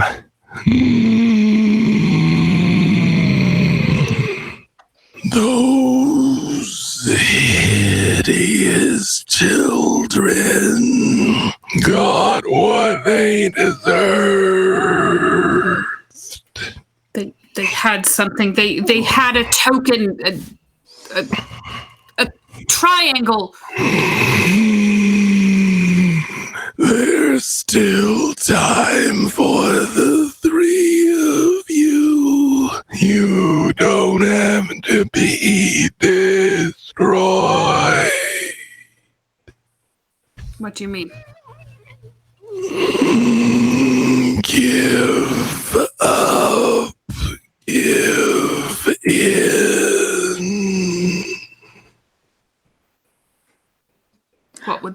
What would that do? They're gone. They're gone. It's gone. Are they? Are they?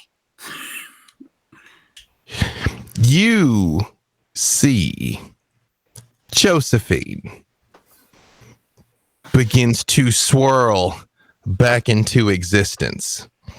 She looks awful, comprised completely out of ice. And as she opens her mouth, wet, sloshy ice starts to pour out of it as you see nothing but cold hate in her eyes. Josephine, as all beings destroyed by Obliviate, has been reborn as a specter. Her brother, destroyed by wildfire, was simply eradicated. Cool. But I killed my killer, so...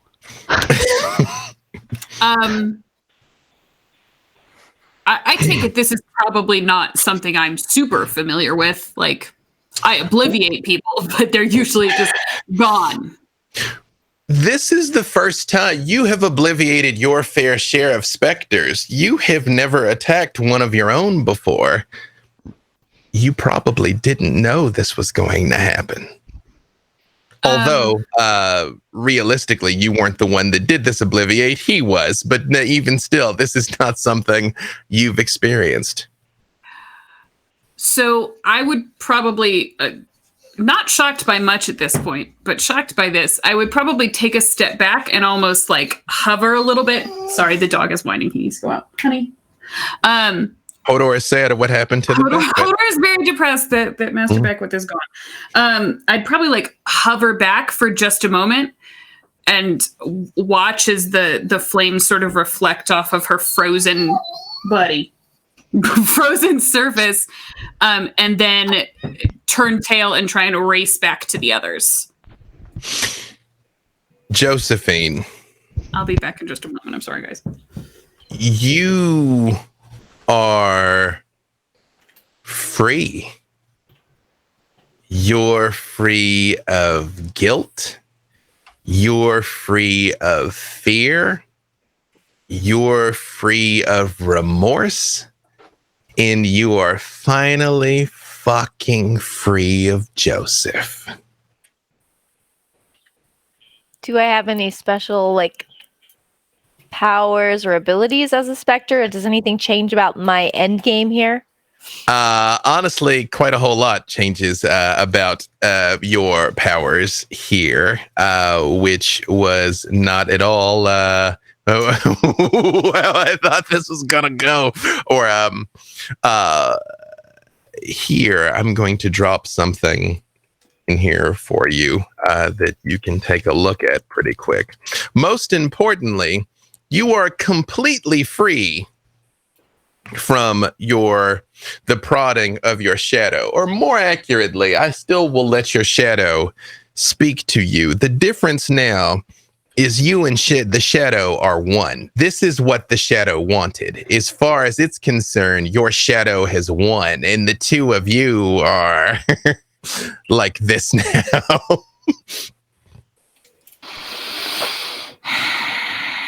Isn't it so much better that we don't need him anymore?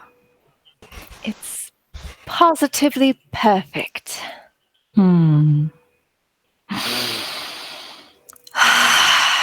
Now we don't have to worry about who's going to be favorite. It's all us now. Well, we can still take out the ones who annoyed us. This is true. And I'm going to turn my cold, icy stare to Marguerite. Hang on. Yes. I realize we've been hopping all around, but just for the sake of ease, I will say that Marguerite and Ollie witnessed everything after the fire erupted, especially witnessing the destruction of the children. Oh. And you also see Cornelia trying to be like, well, look at that. It's fuck this o'clock and trying to turn and leave as you see this frozen, icy in every possible way Josephine standing there. All of you have seen specters. Even you, Ollie. This is new-ish to you, but you've come across a few of these things now, and you're like, oh, that's what that is.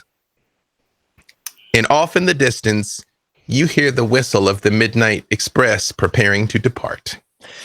Well, Marguerite, the Titanic's amazing. Let's go. I don't know if... Where's my planchette? Josephine, you really don't have it. If I could, with my swift exit, am I able to haul Ollie's ass with me? To try and grab Oliver and leave Marguerite? Yeah. She ain't going home. I don't care. She can't tell anyone about me. What is the name of the power that your wings are coming from? It's Wings of Rage. I mean, what's the type of power? Outrage. It's outrage. That's all I got. Right. I mean, it's clearly been working.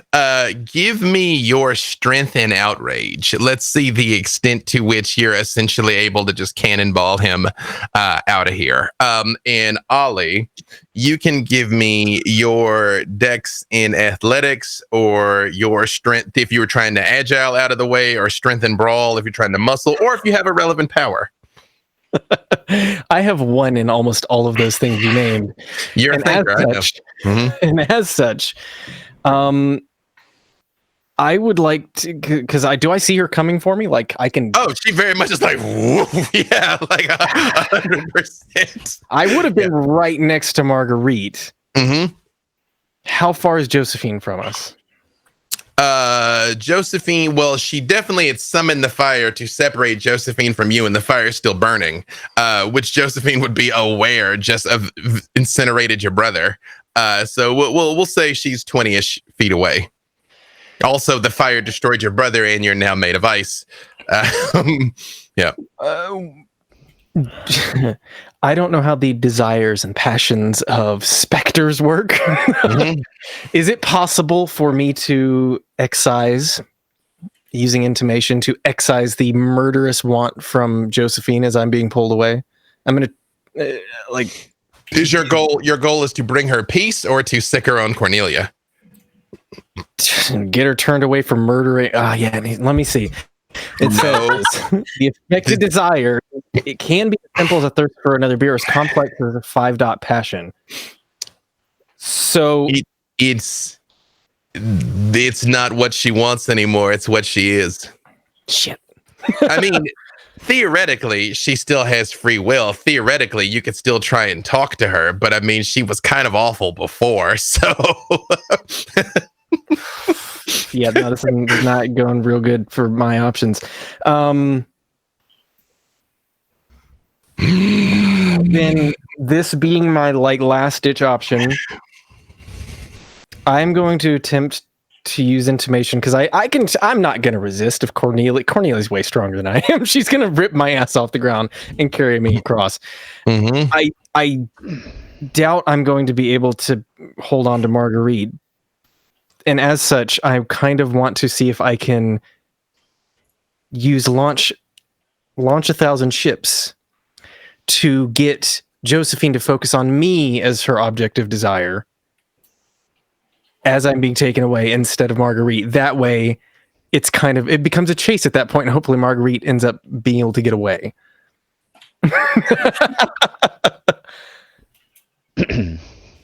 Because I know. First of all, I love it. Okay, yes, right. Yeah, so I'll get to that in a second. So all I have to do, I think I spend 2 pathos. Mm-hmm. And it's supposed to kind of make me appear more appealing to Josephine's desires, essentially. Josephine, this is his fucking fault. You made it a century with Joseph. Everything was fine. You hung that fisherman this morning. Like you guys had a good thing going on. Joseph knew his place. You were calling the shots. And then this fucking weakling came along, ruined Marguerite, twisted Cornelia. Now your brother's dead. And even though he fucking deserved it, this is still his fault. He ruined everything.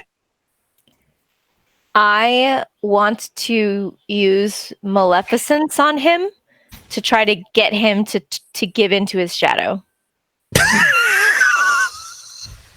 Can I still use bad luck on this? You could, but you don't want to. You and her, you're on the same page now. Like, no, I mean, like, no. To be clear, the shadow super fucking won. So much so that really what she's become is the shadow. Really, she's you now. I'm splitting this up so Emily still has something to do. Really. but for the shadow, this is all high sides. It's all green lights for the shadow. Now. You know what, Josephine? Fuck him. Yeah. Fuck him in the only way I understand what that means as a 12-year-old. Right. I'm just gonna like advance toward him with my like wraithy like ice mouth with like cold mist pouring out, and it like seeps into his nostrils and his eyes, and I want to like try to shove into him to be like, give in and stay here forever like me. Okay, so a few things are going to happen. How many dice did Cornelia get to grab him? I know he's only got 1 die, but let's just make sure. 6. So you dive towards him. He very much looks at Josephine like, hey, and you're like, motherfucker. Boom, flies down the tunnel. Marguerite, you are aware that Cornelia is very much trying to leave you, and the train is about to depart. I'm getting back on that train. I will give Josephine, as you stand there and you can't get across the fire, a long, fleshy tendril comes down from the ceiling and lifts you over it and says to you, you are one of my diligent blossoms now. Go feed rage. And as Marguerite is hightailing it, let's roll this here. Now let me feel which in the interest of time, just roll your strength plus 5 dice. Actually, let me see if it's strength or if it's something else for maleficence. Let's see here. I would like to notice everything is devolving around me as I'm being carried off by a pilgrim woman and evil voices in my head. I'm almost like Ricky Bobbying, like, help me, Shadow Man, help me, Carly, help me, Roach, help me, Big Jesus. Help me, Cockroach. Help me, Cockroach. Ever. Like, I'm just promising deals to everyone as I get drug away right now. This would be the valid time. Hang on a second. All right, so I have maleficence here. I can help you. Just saying. It is actually your charisma plus maleficence that is opposed by his stamina and occult or his willpower, whichever you choose. Whichever I choose or whichever you choose. Honestly, whichever is the bigger pool, stamina plus occult or your current willpower. Unless you want to fuck this up for both of us, in which case I will drop you. I think they're equal right now. So Wait, is this my role or is this Or is it my role? No, this is Joey's. Oh, gotcha. Unless if the Spectre has something, a thorn that will help, you can help. But it is Josephine's dice pool. Gotcha. 6. yeah, Thorn. Yeah, Shadow. Can you help me not? Just like it's weird. Suddenly your Shadow's super into this. I don't know. It's weird. Yeah, it's weird. Although theoretically, knowing that she's trying to make you give in to your Shadow is kind of like this seems legit. Honestly, How many did you get? I don't know. How many did you get? I didn't roll yet, but I don't think I have enough dice unless I get all criticals. Go for it.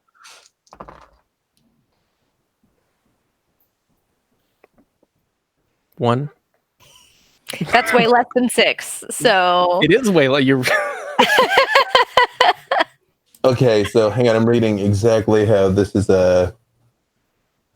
Okay, so Josephine, you have a choice, and they are similar. You can either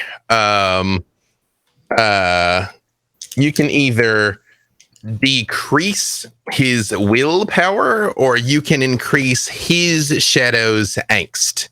Damn it. Which is so all things being equal, removing his willpower is probably worse. But that's what I want to do. I'm like, but you're his Shadow, so you have some insight into that as well. So I want to decrease his willpower. okay. Because that also you can decrease his willpower to 0, I believe, but that's 5 successes over his. Then that's what I want to do. Would you then, at the risk of ultimate double dipping, want his Shadow to take over the moment his willpower drops to 0?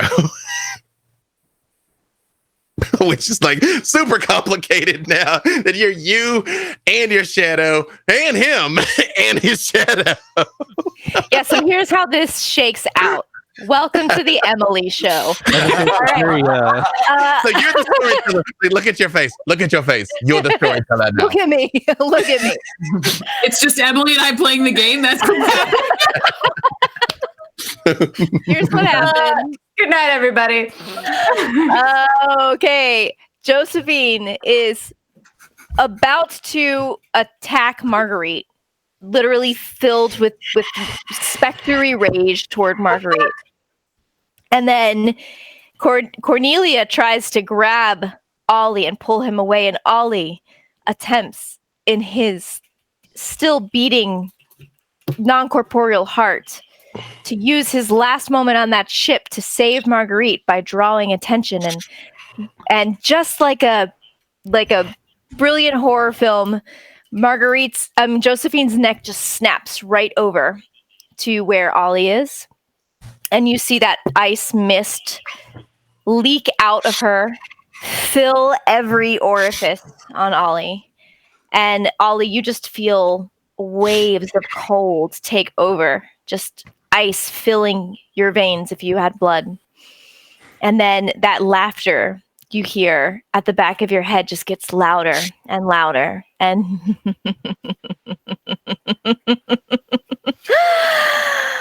oh, that feels good.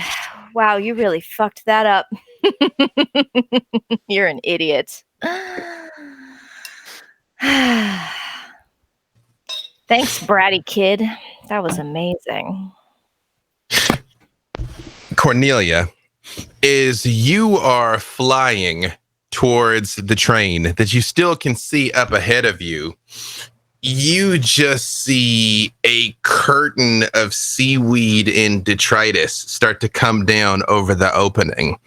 And the eyes of several specters opening in the hole say, "Do you have your ticket, Mum? We'll find proper accommodations for you." And as you're flying, you feel Oliver you see this mist blow across his face, and he goes a little limp in your arms. His eyes are still open, but you very much see it's almost like the light goes out of them for a second.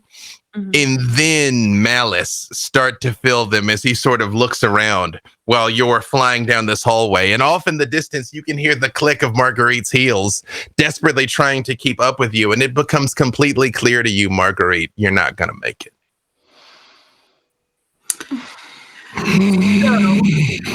You should all make yourselves comfortable. This was always a one-way trip. But I Flying over the deck, with a hold on Ollie still. I'll just kind of half say to myself and half to him because I know he's not in his right mind. I'll just say, you have to tell them if you make it back. You have to. It's the only way. And as I'm flying, I will drag a few fingertips on the planks of the deck, and I will utilize anger enough for 2 worlds. Which does what? Now, again, for the sake of ease, because I realize this is getting complicated. Currently, Josephine and her shadow are essentially one. Oliver has been completely taken over by his shadow, which is essentially just running him currently, while Oliver is having to helplessly observe. So, Beef, while this is starting to happen, and Cornelia's clearly doing something, Shadow, and as I imagine she's sort of flying with him over her shoulder, you're looking back at Marguerite trying to catch up as you see these fleshy curtains start to descend and eyes opening up. And Shadow, you realize she's not going to make it either. What would the Shadow like to do? You're children. You're children. Trying to be dramatic here. You know, I used up a lot of my horrific chicken fat imagery with gigolos, so I'm trying for different chicken fat imagery. different chicken fat imagery. That's what I'm trying for here. Yes, Shadow. So shadows have sort of an innate feel for other shadows, right? Somewhat. So you have some specific powers that will legit let you communicate and team up, but I mean, you're aware of the fact that he's got one. And you know what? I would say I will give it to you that you're aware that his shadow's taken over just by the look in his eye. And Josephine, I can kind of see what happened there as well, right? Mm-hmm. Yeah, you know what Cornelia knows because you're her. You absolutely witnessed the destruction of the Beckwiths, and you absolutely witnessed her resurrection as a specter. And ultimately, you know, I'm just laying everything out here. Ultimately, that's what I want. Yeah. Right? Yeah. You want Cornelia to suffer and ultimately have this exact fate. Because again, to become a specter is the shadow wins. Okay. As she goes, and I imagine I have some sense of the power that she has within her as well. Mm-hmm. And anger enough for 2 worlds is no joke. Literally rends the shroud wherever you are. Mm-hmm. I'm gonna say, you should have taken my hand when it was offered. And I would like to try and take over her body. All right. You roll your angst versus her willpower. As I'm already starting the process of tearing through the shroud. Mm-hmm. I'm just gonna get him out of here, and it's all yours. And I won't even roll. I'm giving in. Ooh, giving in to the shadow. Shadow, you and Cornelia have been doing this dance for 350 fucking years, and you have never experienced capitulation. You have never heard her say to you, "Give me this and you can have it all." Huh. Well, that changes what I was about to do. However, ponder it, because I know that was a curveball. Oliver's shadow seeing Marguerite. So again, you have access to your power and his. What are you going to do?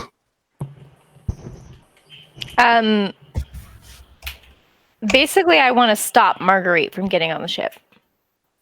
For stop her escaping the Titanic? From getting on the train. Sorry. Okay. How would you like to do that? I don't know what Ollie's powers are. Well, for the sake of Nothing ease. Yeah, do you have anything that would make her stop? You maybe could use intimation to be able to remove her desire to leave the ship, but that would be a real hard roll, I think. It's certainly possible. I have 3 dots in intimation, 3 in phantasm, and 2 in flux, if that helps you at all. Yeah, I would say you would have a shot at removing her desire to leave, but it would take some pretty significant success, because this is existentially, she's trying to get out of here right now. Yeah. I reach out my hand. I'll reach out my arm for Oliver's. This is too easy. I'm going to extend my hand like I'm reaching to save her. And then just as my fingertips get close to her hand, just reach back and wail across her face. Marguerite, you feel this stunning rebuke as he just slaps you cold in the middle of all of this as you're trying to escape. And yes, please, Shadow. I would love to try and take over at that point.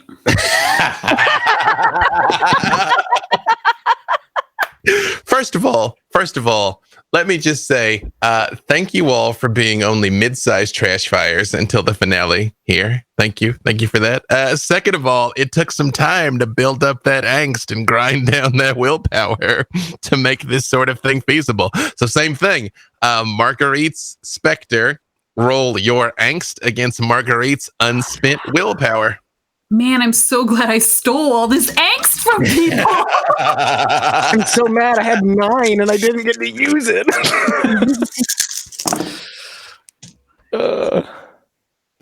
Sorry, I took that from you. Yeah, you did.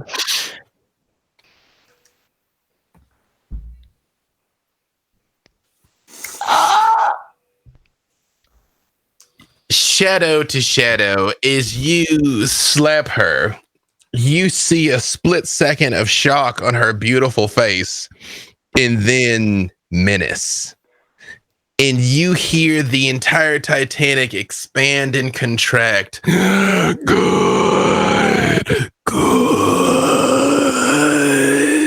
And yes, Shadow, what would you like to do? So, as much as it can, Marguerite's face is going to contort into this ugly, just hideous sneer. And she's going to almost smile for a second and then just knee him right in his incorporeal junk.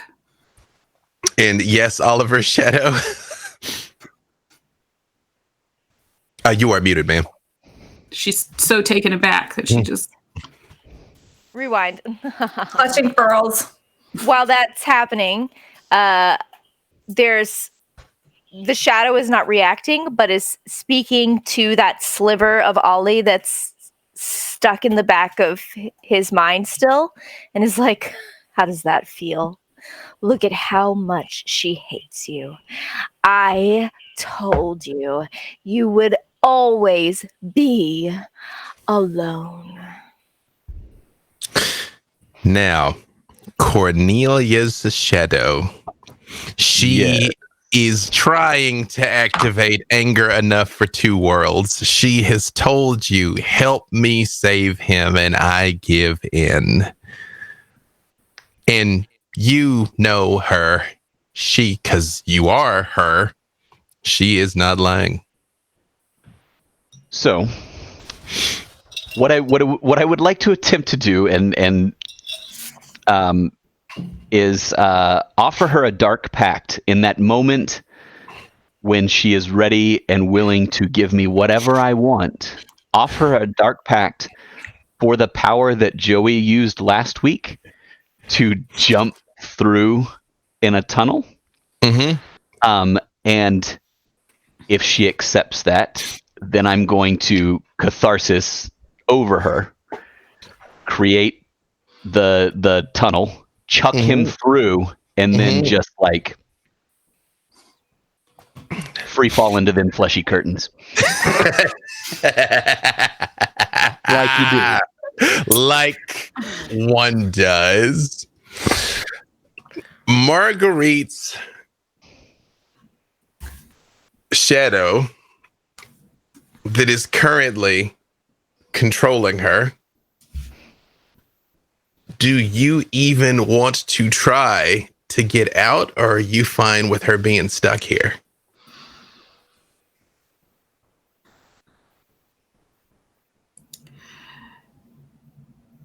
I'm fine with her being stuck here. But I want to make it hurt first. Oh, you bitch. Oh, So, after she's need Ollie, she's gonna do her best. She's literally just gonna chuck her full body, well, ghost body, weight at his throat, and just start working her fingers as hard as she can into his flesh. And well, that happens. This is familiar to you, isn't it? Maybe not from this angle. And B-Dave, I'm hoping you'll let me rule of cool this for just a second. And just as a little flash for actual Marguerite, I'd like to show her Ollie's viewpoint right now of being strangled. That's right. You know this. And now you get to do it yourself. Do you feel the life leaving him? Oh, I bet that felt so wonderful for your husband. no. Finally rid of you. Why did he do that to me? I loved him. Why wouldn't he, dear? I loved him. No, open your eyes. You have to watch this. This is important. No. No. Why did he do that to me? Because it felt good. And as soon as I say good, I'll push even harder. And you all see Oliver disappear as you see the Midnight Express begin to pull away and the door slams shut on the Titanic forever. Oliver, you feel yourself bent and torn and twisted through space and time in the spirit world until you were dumped out unceremoniously in a strange city. The sky is red and swirling, and as you look in all directions, it sprawls impossibly far as you can see, and there are huge twisting towers off in the distance with one massive spire that goes thousands of feet into the sky, impossibly large. You see the Roman Colosseum there, looking pristine and new. You see Druid villages long destroyed in England. You see Egyptian pyramids standing tall and sparkling. And before you, you see your tower. And do I see anyone else around? You see countless beings. There are untold millions, arguably billions of citizens of Stygia, as billions of people have lived on this earth over time. It is non-Euclidean in the highest degree of how many things can be in one place at one time, and yet what you don't see is any of your friends. You do not see Cornelia. You do not see Josephine. You do not see Joseph. You do not see Marguerite. There is, however, one familiar companion who is always with you.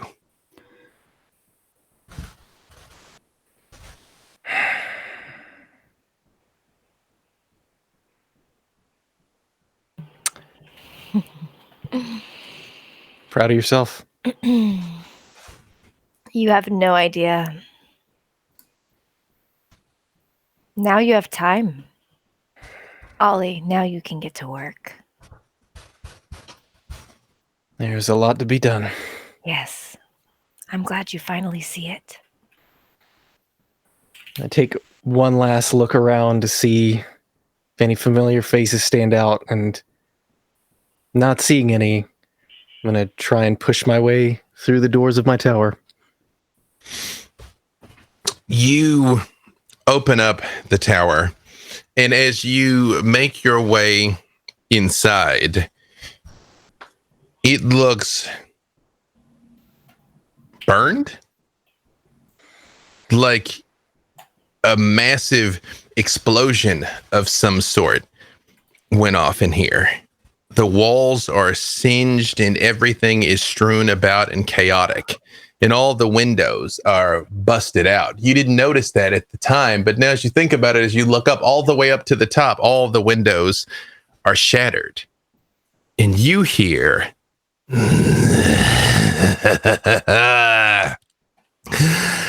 I gotta tell you, I didn't see it happening like this. I didn't think you'd be able to turn your back on a sweet piece like that, but I guess you're made out of stronger stuff than me. And over at the concierge table where the guard sits, the shadow man spins around in a chair and puts his feet up on the desk. Welcome home, Mr. Swift.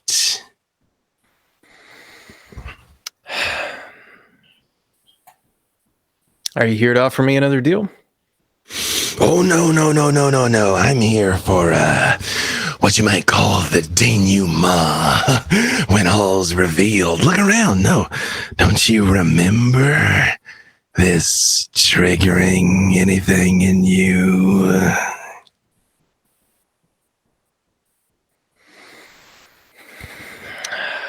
Maybe go check that cushy penthouse lab of yours. When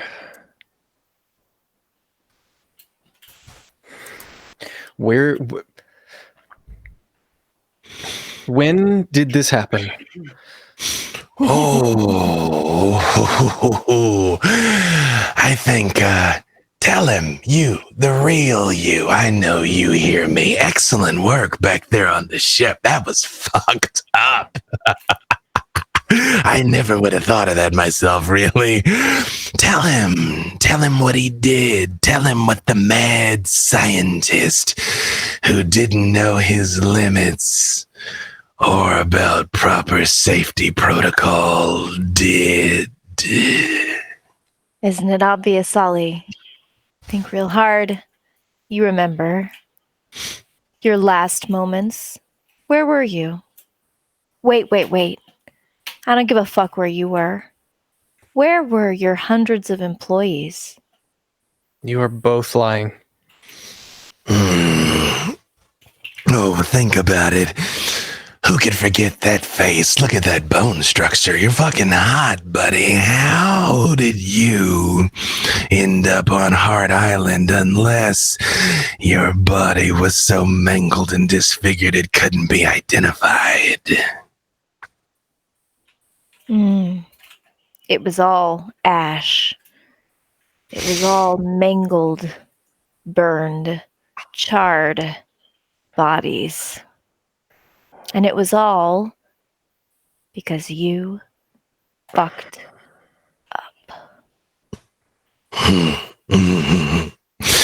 Maybe this'll jog something. And he snaps his fingers, and you're in your lab, Ollie. And you see the cylinder, the device. They're in the middle of the room. And as you start to remember, you see yourself running around, making calculations on the fly. And you hear your lab assistant, sir, the drain on the power grid is too much. The circuit breakers are going to engage. They're going to shut down the experiment. They're going to shut down the building. They'll shut down the fucking block. And you hear yourself yelling at her, then disable the circuit breakers, disable the safety protocols. Sir, we can't. Oh, but you shouldn't have, Holly. You fucking shouldn't have. Be the Come best. on. Be the best, right? Make it work. Get it done. Yeah, tell me you remember, buddy. Tell me you remember. Tell me, come on. It's not the same if I just tell you. You gotta remember. You remember this part? I love this part.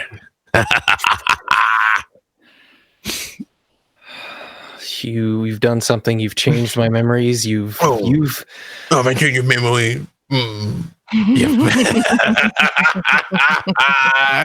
fucking dickhead. Like I got nothing better to do with my time than change your memories. No, tell him the real again. Why am I even talking to you? I want the real you. No. I want to hear it from him. Come on. Say it. Come on, Oliver. Say it. Admit it. I can fix this.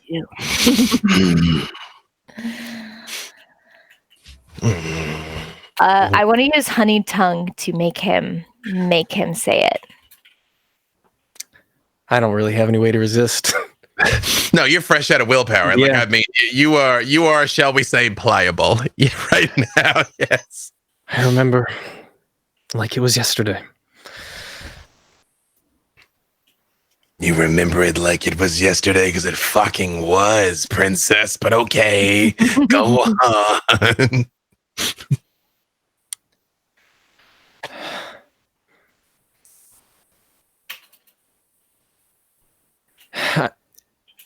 I'm going to look around. Is there anything else familiar? Anyone else familiar? It's like you're stuck on a loop. It's like you're stuck in those final moments when people had already started evacuating because this clearly was dangerous. This wasn't going to work.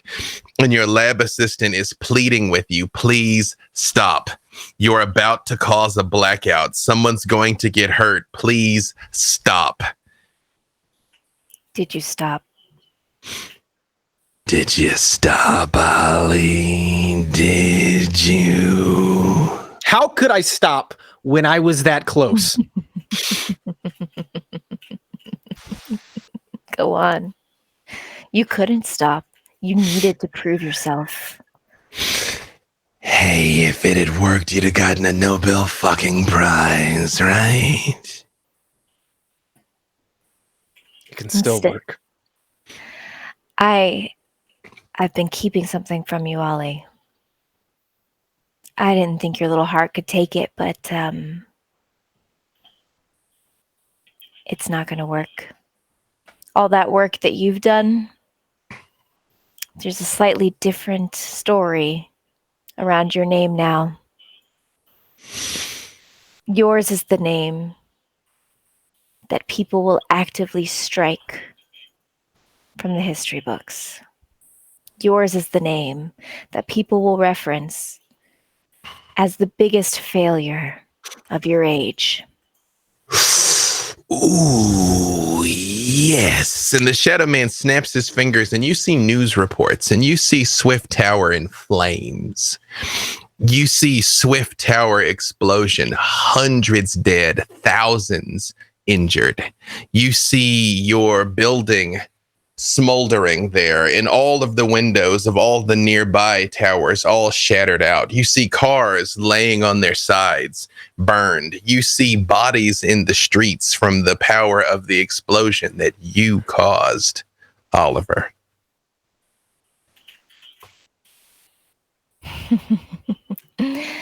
I mean, you made your mark. Isn't that what you always wanted? Oh, yeah. Nobody's ever gonna forget you, Oliver.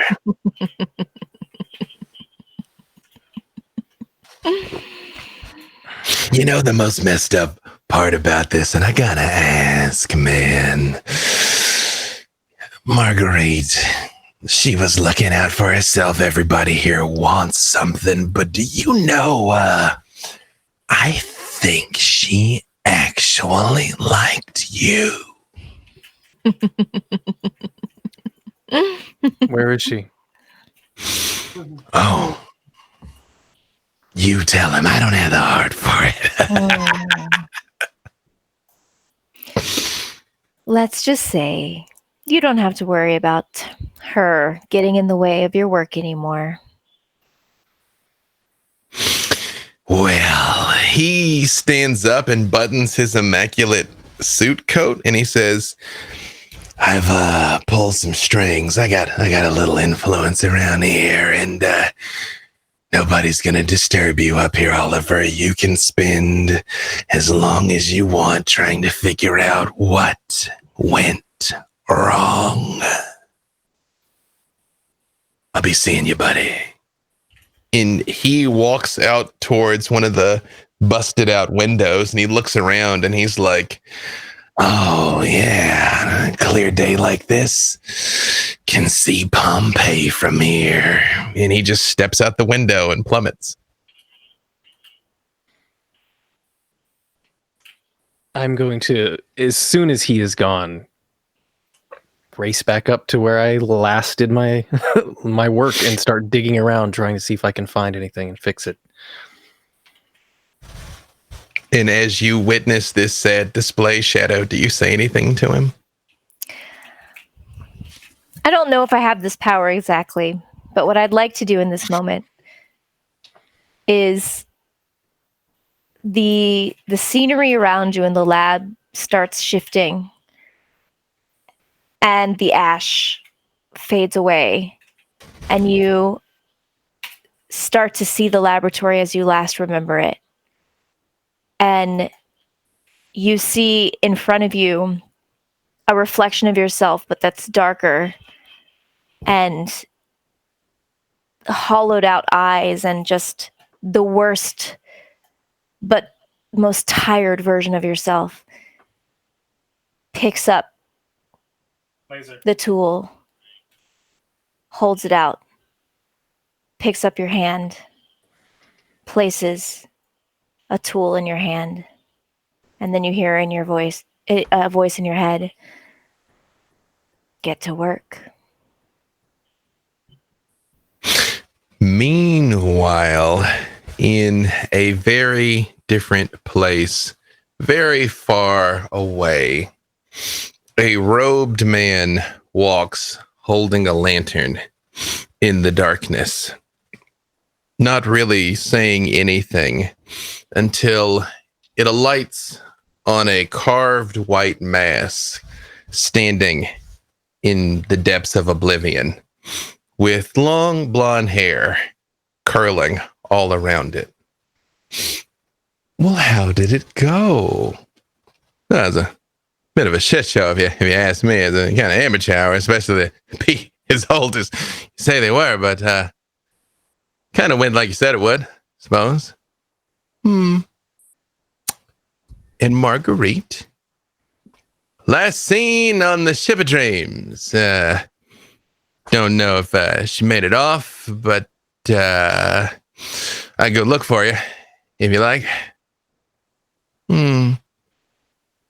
That's a shame. That is a bit farther than I can reach for now. But perhaps with some help. No,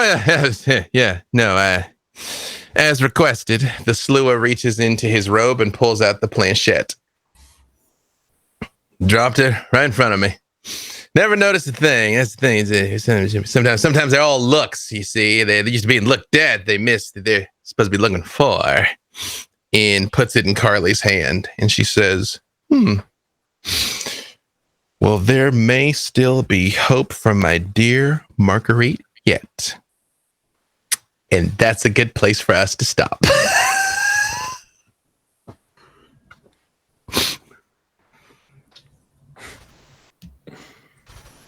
I hate it. Need a drink. That isn't where I saw any of that going, but Here we are.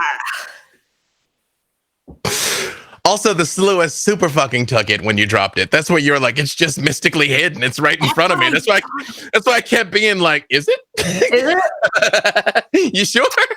Yeah. Yeah. So who's going to be playing their Wraith for the Avengers get together?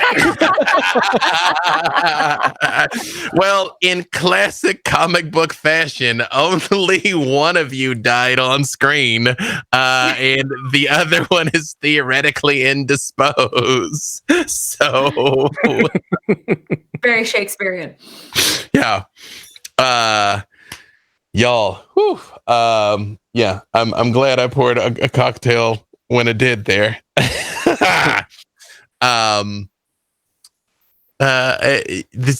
is one that I feel like we need to decompress afterwards, but please. Yeah. Go hug Happy a holidays, everyone. Go Yeah. enjoy your Yeah. families. I'm like, technically Hanukkah's over. Hanukkah ended during this, so I feel apropos. Yes, hug a lima bean. I like that. Hug a lima bean. I feel we need to go on record of being like, everyone in this group really likes everybody in Can this you group.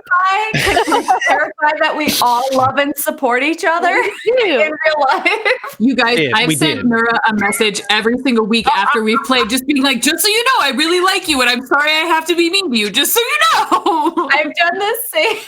I did the same with Emily. Like, I love you. Just so you know, I really love you. I just talked to Justice. I was like, how can I fuck you up worse? And he helped me. That's how the bro code functions. I appreciate you guys being like, oh my God, I love you. And you're like, how can I hate you more effectively? Yeah. If I could just put a little bit of the wrist in the twist today. Yeah. Justice asked me that same question last week, so I don't know that it's part of the bro code. that or you are now covered by the bro code as well. When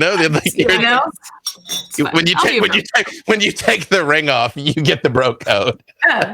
You just have to read the fine print on the policy. Yeah. Okay. I don't know how the rules work. I just got it, so still getting used to it. Not gonna lie, I did not expect the Beckwiths to kill each other. I didn't expect that.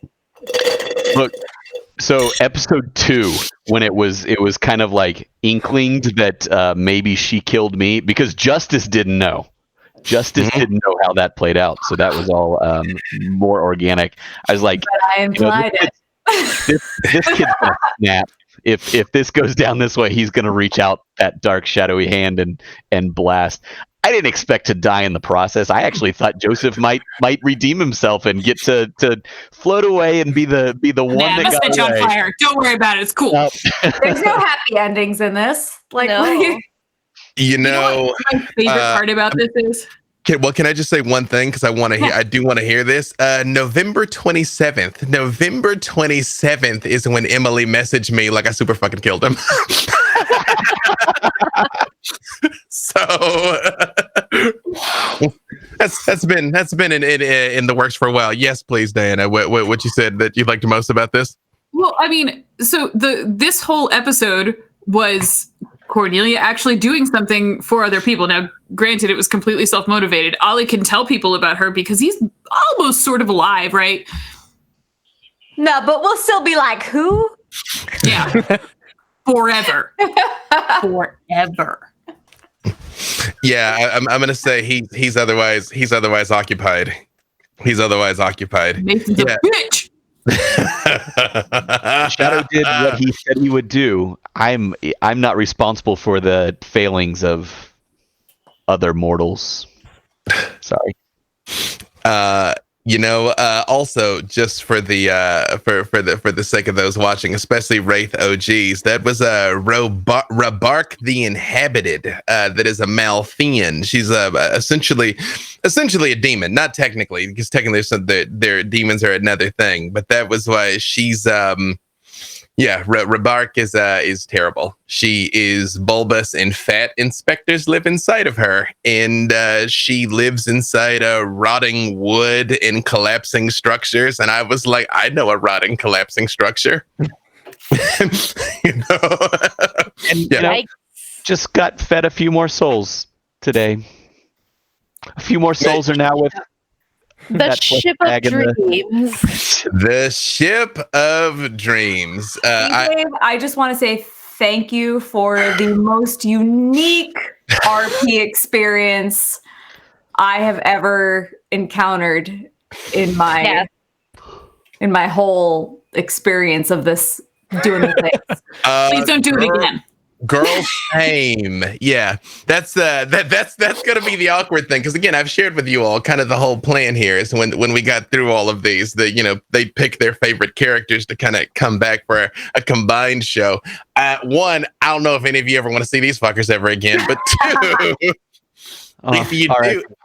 It's almost the shadows got to return as well. That's all I'm saying. So somebody still might be pulling double duty, just being like, "What are you even fucking doing in New York City? Or werewolf? What's wrong with you? Why are you like this? Yeah, Why though? Oh, exactly. Yeah. So that being said, I know it is late, especially over there on the East Coast. So let's tell everybody where can find you normally very wonderful people and yet had this terrible shit inside of you. So maybe nowhere near as wonderful as we thought all along, people. And this time I'll start at the other end with thank you for joining us, Nora. This is a weird first one. Yeah. How's it going, everybody? We got to have you back for Mage and Changeling, so you can have it's the world of darkness. It only ever gets so cheerful, but it gets more cheerful than that's this. true. And I'm here for all the punishment, and I'm coming back. We'll dig in. We'll unpack that later, but I'm here. I'm here for it. Well, are we doing our goodbyes and our announcements? Yeah. Okay, hi everybody. Yeah. I'm Nora Ibrahim. Thank you for watching me in this train wreck of existence that I tried to survive. I had a whole bunch of announcements I had to make, because actually this week is incredibly busy for me, and I'm streaming on all of things all this week up until the holidays, but I forgot all of them because of circumstances. So if you can follow me on Noralogical on Instagram and Twitter, I have all the announcements on the things that I will surely remember as soon as I recover from this. That's all I can say. Yeah. And I love all of you guys for this whole thing. We all love each other, I promise you. I had to pour myself a very stiff cocktail, and I still got stuff to do tonight, so I'm like, I need a minute to dry out. Hey, I'm still working after this, so Mason. Yeah, hey everybody. Mason Dooley. You can find me here on the Twitches at WizardRex TV, where we do D&D and the things that are slightly Call of Cthulhu, which is somehow slightly more lighthearted than what we just did. So yeah, if you enjoy that kind of stuff, go check it out. You can also find me at Mason Dooley on Twitter. So, and we'll be back with Mage soon. What I'm anticipating. Well, hey. Put a pin in that. We'll talk about that here momentarily. Again, Call of Cthulhu is it's madness. There's multiple ways to skin madness. Right? Right? It's like, so everything is awful. And you can dare to hope, and that hope is foolish. Cool. Yeah. All right. Justice. I'm completely lost. It's a whole different level to do that with a fucking puppy in your lap. It's like, I'm like, okay, all right, I'm gonna lean over you and be real terrible for a second. So just cover your ears, baby. Just don't. Daddy's playing pretend. Yeah, we're just playing here. You can find me on the social medias, Stashmandu, Call of Cthulhu. That's not what I meant to say. Wow, Bard and Barbarian. That's what we are. That's where we are. That's what we do. We've got a channel here on Twitch. We've got a website where you can get some cool, fun stuff. 2 more days of the season of giving with that. I'm kind of done streaming for the year, so we're gonna pick up next year. We've got a bunch of cool new stuff planned for Bard and Barbarian. Recommend checking it out. Yes, follow all of these beautiful people and also follow Bard and Barbarian. Speaking as a beautiful person that we have to struggle to keep a top on. Hey! The segue for the ages. That's why I played a 12-year-old. No tops coming off this game. True. Thank you. I'm thank you in the that was- TOS. Thank you. I'm assuming that was to me. You're passing that to me. Am I? Okay, great. You are. The rest of us can remain clothed pretty easily. Just really hard. I mean, you just shouldn't, though. You just shouldn't. But yes, right. no nips, no feet. That's Twitch. So, hi, I'm Emily. You can follow me, Emily the Spoon, everywhere. All the things. Emily the Spoon. I'm also the director of licensing over at Roll20, and we do have an amazing charity event happening right now that's streaming for the Rollvember event, which I believe one of those streams features Nora. Yeah. Yes. So look at all this the fun co-streaming love happening. If you're looking for some streams to watch over the next couple of days, definitely head over to Roll20 app on Twitch. We have streams going on basically all day long from now until December 29th. I should probably know that better, but you know what? Like, go to Roll20 app and they'll tell you all the deets. But it's for charity, so yay! If I can, just add on to that, the 27th at 5 p.m. Our cyberpunk red team that I'm usually in on the Realmsmith channel is playing in that, featuring our GM Mike Pondsmith, who is the creator of all of cyberpunk. Woo! Which is amazing. So, That's and really awesome. his voice, you could pay to listen to him read YouTube comments. Like, that's how great his voice is. So just come watch us do the things. We are very excited about that For stream. charity. For charity. Yeah.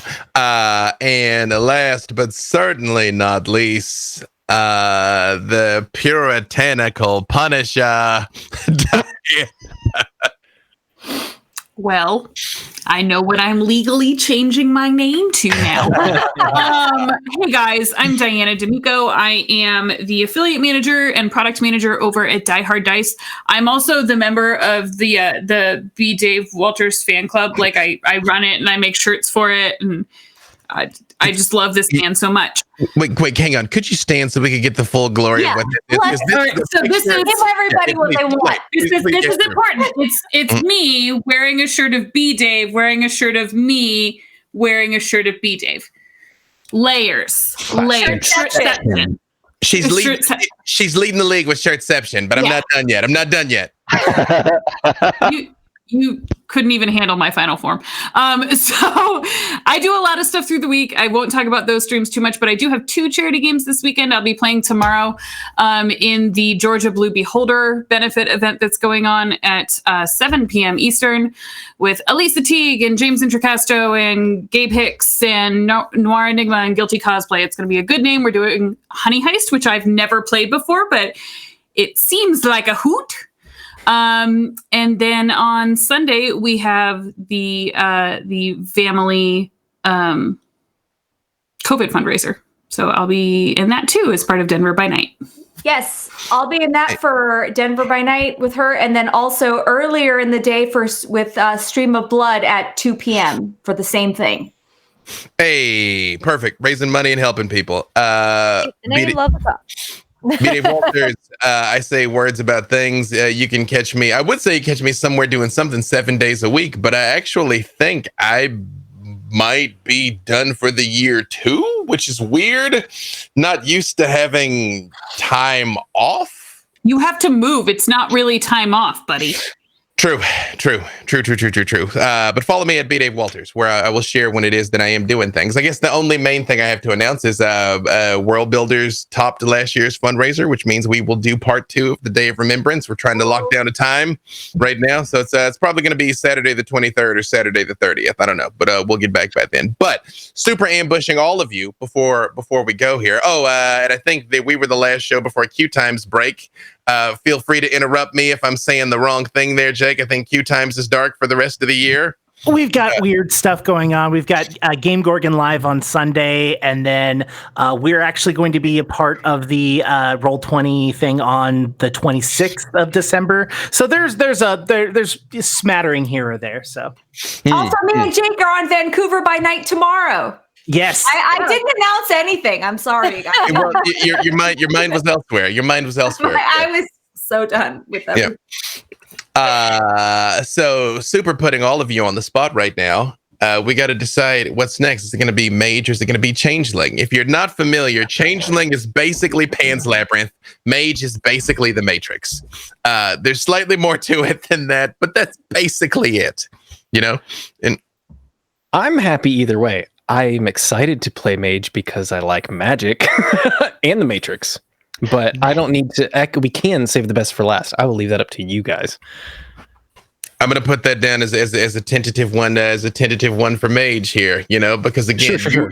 you're also wonderful and selfless. You all will be like whatever you like. I'm like, no, pick a side. This is America. Oh, I was literally about to say Changeling just so that I could oppose Mason. Just to be That's fair. disagreeable. We're Just to be That disagreeable. checks out. We're still in the feels of this game. That's okay. Yeah, totally because of Cornelia and not at all because of Leia. Go with the opposite of everything they say. All right, so we're at 1-1. Major Changeling. Justice, Emily, Nora. What's the verdict? Changeling. Changeling. That's 2-1.